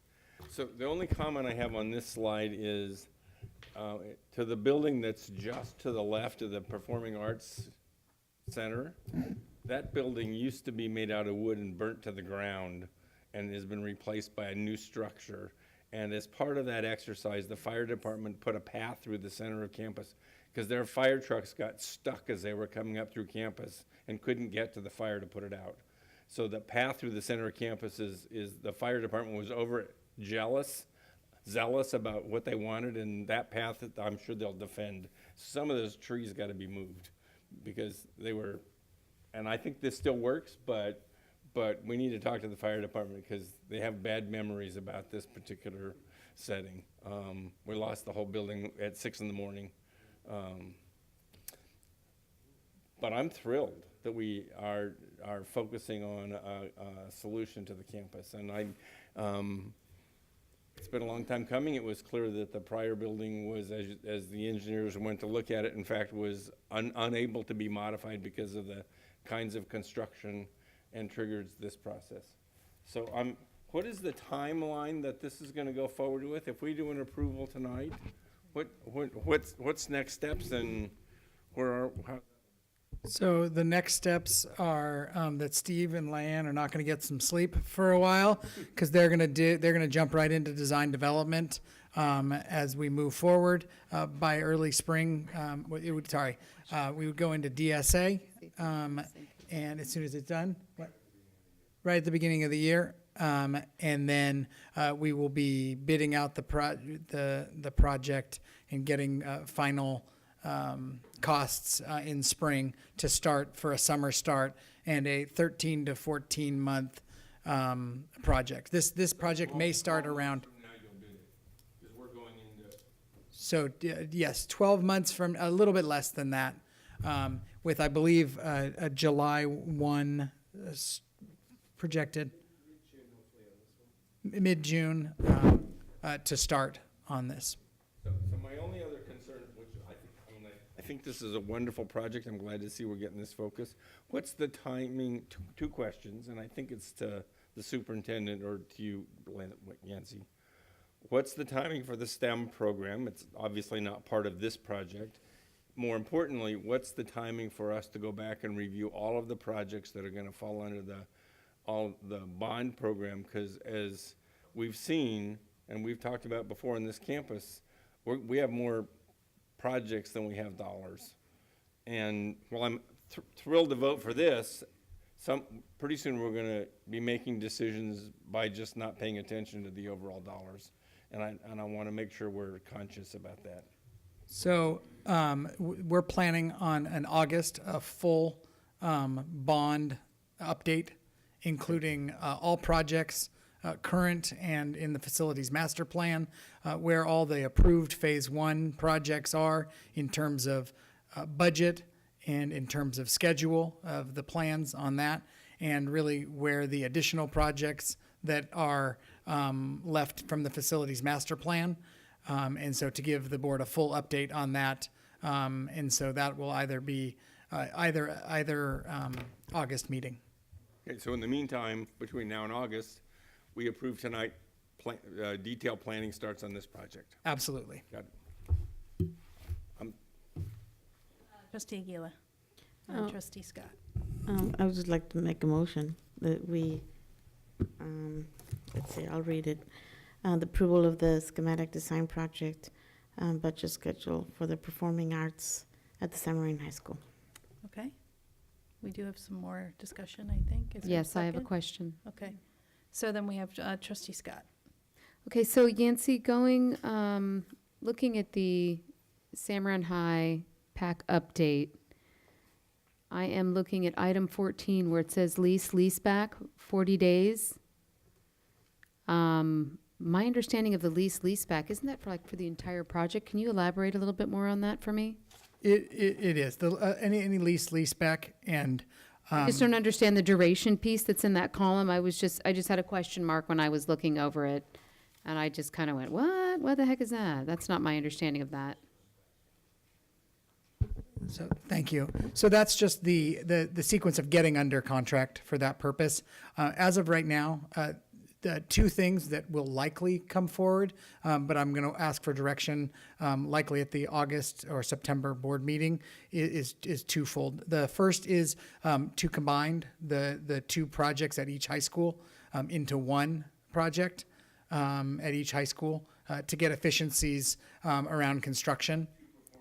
No. So the performing arts and the STEM and at both facilities, likely I would recommend to put those together. The schedules meet up and just for so many reasons, for cost reasons, for because we've got two large projects going on campuses that aren't that large. I can understand the economy of scale and looking for those savings. Do we have an idea of what that might be? I mean, you're asking us to prove this tonight, but I'm just.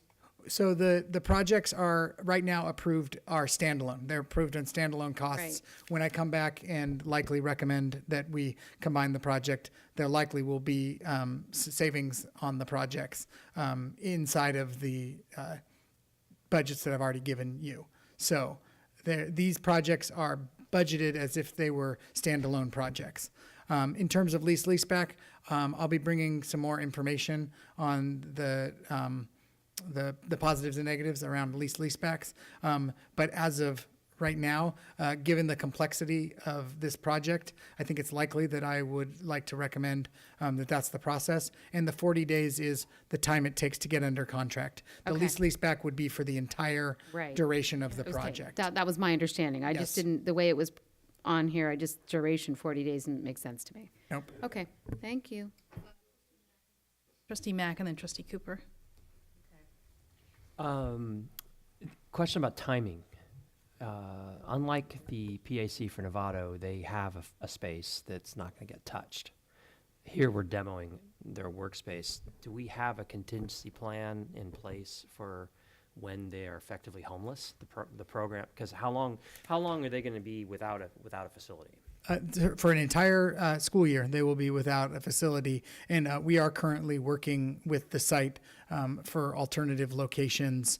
So they're going to need classroom space as well as performing space and practice space. So we're currently working on that. We'll bring you more information about that in the fall. That could be other local areas, that could be other places on campus, or other campuses that we might use during that time. Okay. But we have been starting to work with the site around having additional space for that practice, class, and performance space so that we don't have a lost year of education and performances there. It might be a little bit fun and funky, but they've Kinda lived like with football this the year. fun and funky for several years at San Marin in the performing arts, so I know they'll do a great job. Just want to make sure we got that covered. And with That's that, a good I'll question. second, but. Okay, and you're the second, okay. but- Trustee Cooper. My question is about, so this is great. I'm total support of this. What are we doing for the outside areas in between the buildings, between the STEM building? We talked about eliminating some trees for the fire lane, but I don't see money or a line item in the budget for any of that exterior work.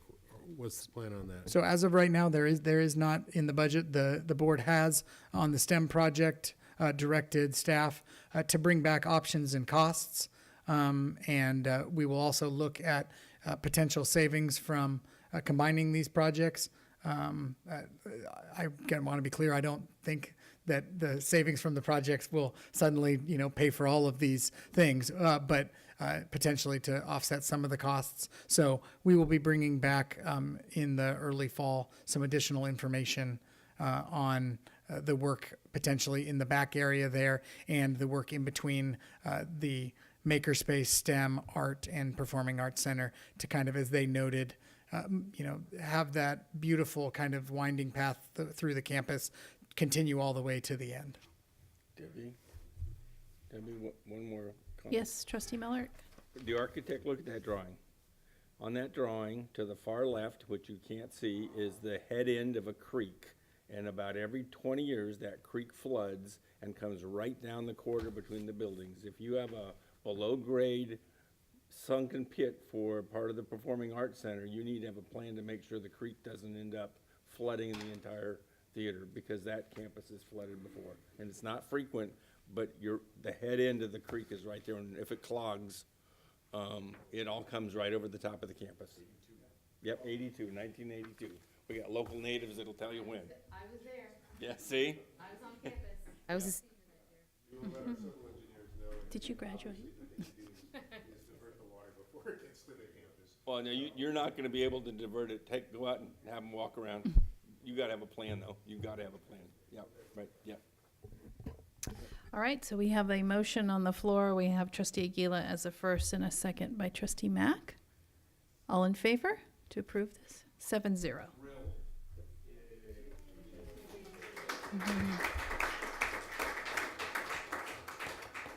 And appreciate administration here, Mike here, and the parents here, and Emily, you here. It really helps us with our decision-making to hear your voice up here, and appreciate that. And thank you, Todd, for being here, and Steve and your team, so thank you. It just helps us make the decision a little bit easier, so.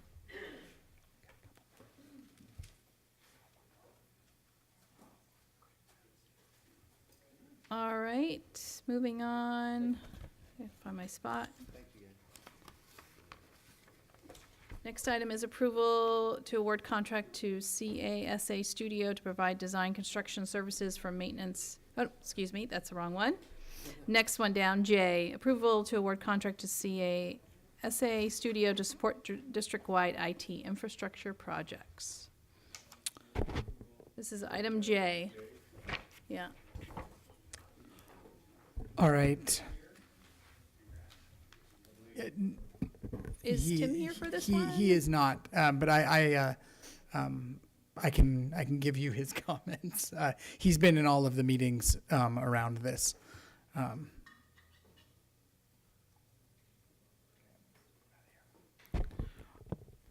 All righty, thank you. CASA was added, again, I noted a little earlier, to our approved architects list.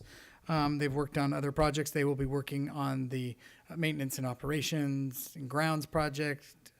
And so we're bringing forth them to work on the district-wide IT infrastructure project. And so this is going to include a lot of work redesigning all of our infrastructure for all of our IT infrastructure, including IDTs, and all the additional work that we're going to be doing at each site. So this is roughly an $11 million project district-wide, and we're going to be hitting every one of our campus, updating all of the IT on the site. So with that, I'm happy to open it up to questions. Trustee Millerick? Oh, you don't even have to raise your hand.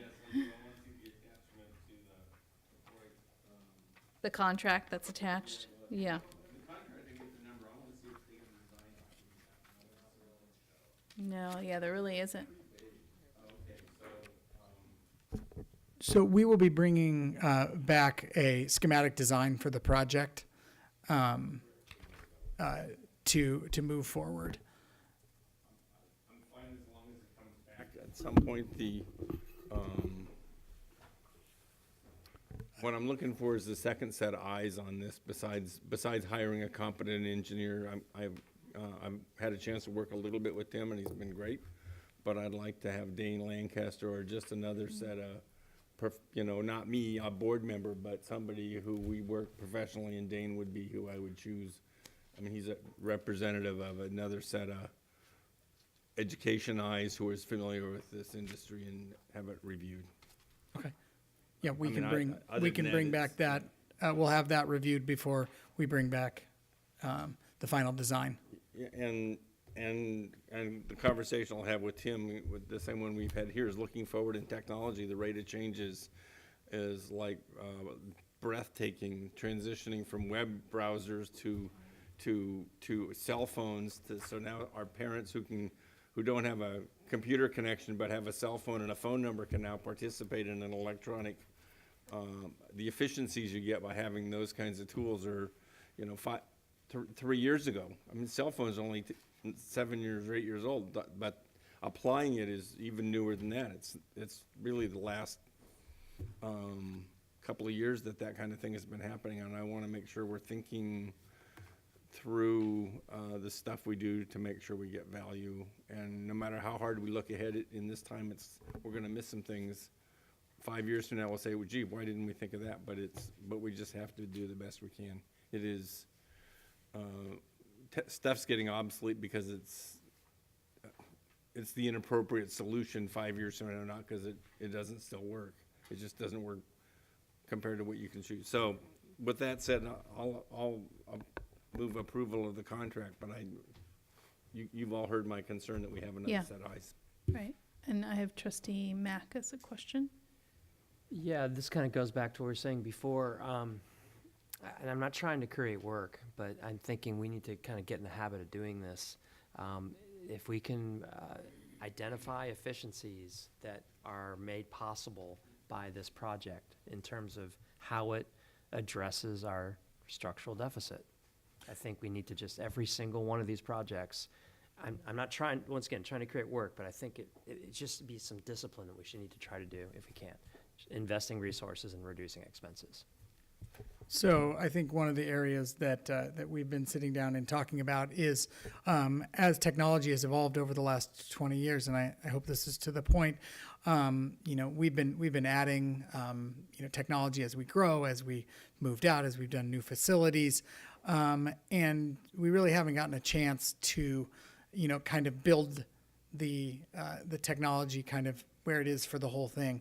And so when we look at our IDFs at a lot of our campuses, you've got, I want to say, is it Novato High School, who has 19 IDFs, which for that amount of buildings is so many, is way too many.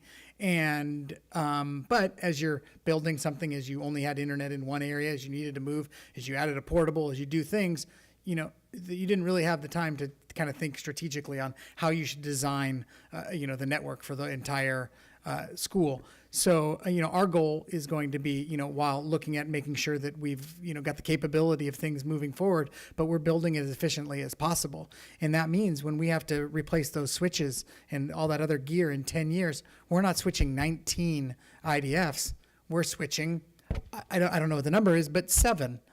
And those are the kind of things that we are trying to look for in terms of operational efficiencies and building this network, not just so that it is, made for the future and for all the devices of today, but also efficient in the knowledge of, we know we're going to have to replace, technology is obviously here to stay, and we're going to have to replace or upgrade a lot of this equipment in 5-10 years.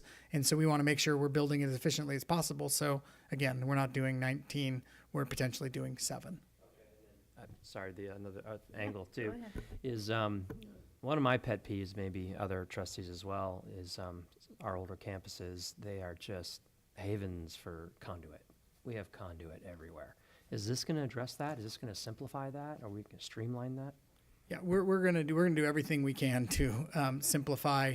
Every roof line has like 6 or 7 conduits running down it. Yeah, I will say that we're committed to getting the connectivity to our classroom and what we need. But like I said, we're going to look at this as a whole. We're going to look at it as from running efficiently as possible. And if that means being able to pull conduit, that's one of the first things I would love to do. So yeah, we're designing. This is we're designing it as much as we can as if it was scratch. And so that's why we need these services. So Further questions? So we have a motion, trustee Nell. From a timing perspective, we can't delay this decision or this because it's district-wide. I'm just trying to get a sense of, if we didn't do this tonight, what would that mean to you in your plans? if we did not do this tonight, or if we did do this tonight? We did not approve this. If we do not approve this tonight, so we would like to start some of this work in the summer of 2019. That would be much more difficult if we wait till August to start the work on this project. So I'm not saying that we were going to get all of the work done in 2019, but I know we wanted to start some of that work. That would likely mean these would be 2020 upgrades to the sites. So that's kind of the timetable. All right, well, based on the recommendation, I'll support the Okay. recommendation. Are you our second then? No, I will not be a second. Okay. Okay. Trustee Cooper is the second. Trustee Millerick. So I'm reading the contract, and it looks a lot like a engineering architect's contract, but my understanding is we're retaining this firm to do a data design? No, the data design contract has already been approved. Okay. And they are finalizing that. They've given us the report back. This is for the actual architecture and especially the electrical engineering work that's going to be part of Support the that new data design. So design? it'll support that data design. Okay, I got it. Okay. Thank you. Thank you for the Yeah, you clarification. got the clarity that you needed, so. Okay, so this is approval of the award of contract for CASA for the architectural and engineering consulting services to support the district-wide IT infrastructure project. We have a first by trustee Millerick, a second by trustee Cooper. All in favor? 7-0. All right, couple more items and then we'll be done. Item K, this is a resolution for the developer fee, increasing the developer fee as authorized by Government Code Section 65995. This is a hearing we had, correct? Yeah. We are not subject to these fees. We're exempt from these fees. So I'll move, do you need a motion? Just a quick question. Yes. I'll be really quick. Yeah. How much does this study cost to do? I believe it's about $8,000. Okay. Thank you. And just, I think on the note of that, this is done every 2 years. The state approves increases every 2 years. We haven't increased our rates since 2014. And I haven't talked to my predecessor about this, but I believe the reason that we didn't do it 2 years ago was the increase 2 years ago was actually a very small statewide increase. And so the increase was roughly the cost of the developer fee study that we would receive over 2 years. And so that's why the last time we approved this was in 2014 instead of 2016, because basically it would have been break even the last time had we done it. But this time it will not. Okay. Somebody made it first, I'm sorry. Make it Oh, first. trustee Millerick. Okay, trustee Mack is a second. So first by trustee Millerick, a second by trustee Mack. All in favor? 7-0. All right. We're doing really well. We finally got Derek Nell to not talk so much, and we got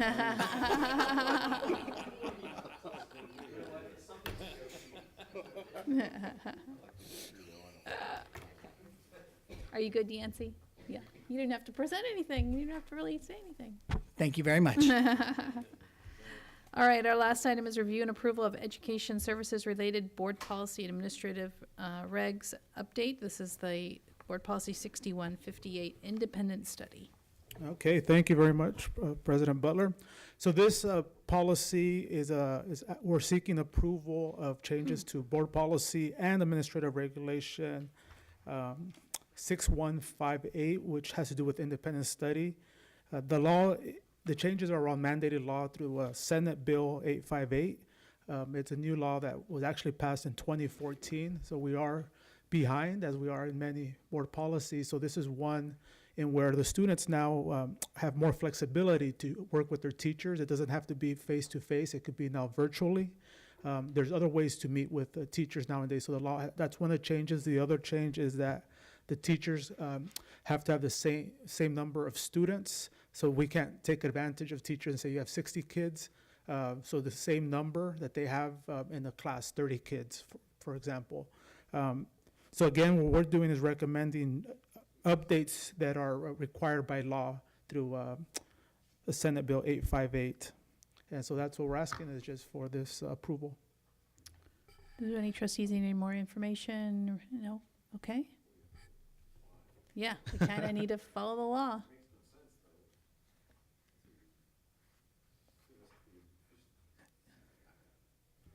So if I understand you correctly, we are required now to make use of technology so that we're not, okay, No, explain that it part gives again. flexibility. So let's. Flexibility. Yeah. You were actually, Not required. no, so one way you were, earlier were, many school districts, what they're doing now is they're using independent studies to generate revenue. How? Through distance learning. So what they're doing is they're using independent studies as through inter-district. So students that perhaps, let's say if you have a really innovative independent studies program, and let's say you live in San Jose, California, because Novato has this really virtual, creative independent studies program here, they can do an inter-district from San Jose to Novato. So this law, so many school districts are trying, because everyone's declining enrollment now. So for example, Napa, that's what they're doing right now. They're converting their independent studies through a virtual school to get inter-districts. So this law allows that flexibility where now you can meet virtually like you do through online learning. Yeah. So that's more flexibility. So we're opening up competition. So we now have to compete with our own independent study.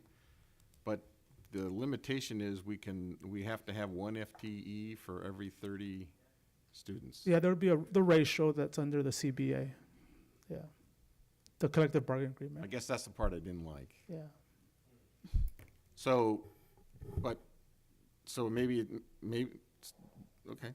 So I think, if I understand this correctly now, then I think we need to have some kind of report brought forward on our independent study and what we're gonna do about this change, because I don't wanna lose all our independent study students to Napa or San Jose or. Yeah, no, it's, again, it's a great program. It's another resource to attract more students. It's an alternative. Many of our students that we serve have health issues or anxiety or that we serve. So it's another great opportunity for our kids to continue to be in school and be successful. I would recommend a study on independent studies and perhaps have that as a staff update, staff report on who are the students that we're serving.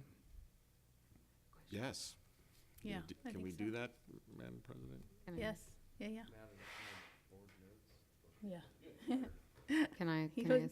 Yes, trustee Scott and So trustee Miller. I'm curious in terms of those students that are being homeschooled, do we know which children that reside in our district who are homeschooled and how this might help them in terms of us gaining additional kids? I don't know how that works, so I'm asking. So it's just So something that when you said. Not 100%. So we do know some students that are being homeschooled. This would be another way to attract homeschool because How would we reach them? Because I don't know who is and who isn't. I know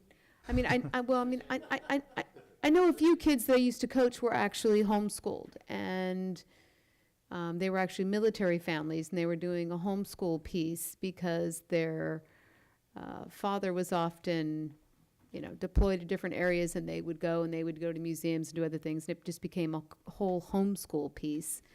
But I'm just curious, how do we know who's being homeschooled? I mean, who keeps those stats? Is that state? Is that federal? I don't know, but I'm just thinking in terms of those kids that might be at our district, would this be something where? It's very similar to students enrolled in private schools. We don't know everybody. know. Okay. We know I wasn't some, sure. but not all of them. Okay. Trustee Miller? I think setting ourselves up so we can offer homeschool is a good idea. But we're entering a new market. My next door neighbor 10 years ago sent his daughter off to Stanford High School, remote. She telecommuted into Stanford High School. We didn't offer a suitable mathematical program for her. All of our programs were just too simple for what she was able to do mathematically. So she went to Stanford for high school, not here. We should be able to make those offers, but that means we need to take the time to start to study the market and understand how we're going to approach that market and decide which market segments we want to approach. We shouldn't do it just strictly defensive. We should take a strategy for moving into that market. And that's going to take some time and some effort and an administrator to dig in and figure out what is, or maybe a consultant to help us figure that out. I think it'd be a really good thing for us to do, but I think it's way bigger than just giving us permission to do it. I think it's a strategic move we should consider making. And there's some cost to even explore that, but I think we should think about it. Okay, thank you. So I think there is agreement to have a study or a report come back from staff on an independent study. So and Superintendent Hugenblum's got that down in his little book. All right, so to move this policy forward, we do need approval. Trustee Aguila is a first. Second. Second by Trustee Nell. All in favor? Great, 7-0. Thank you. All right. So that, we are officially on break, board. We will reconvene August 7th as our next regular scheduled board meeting. And that is it. Have a great summer, everybody. Thank you.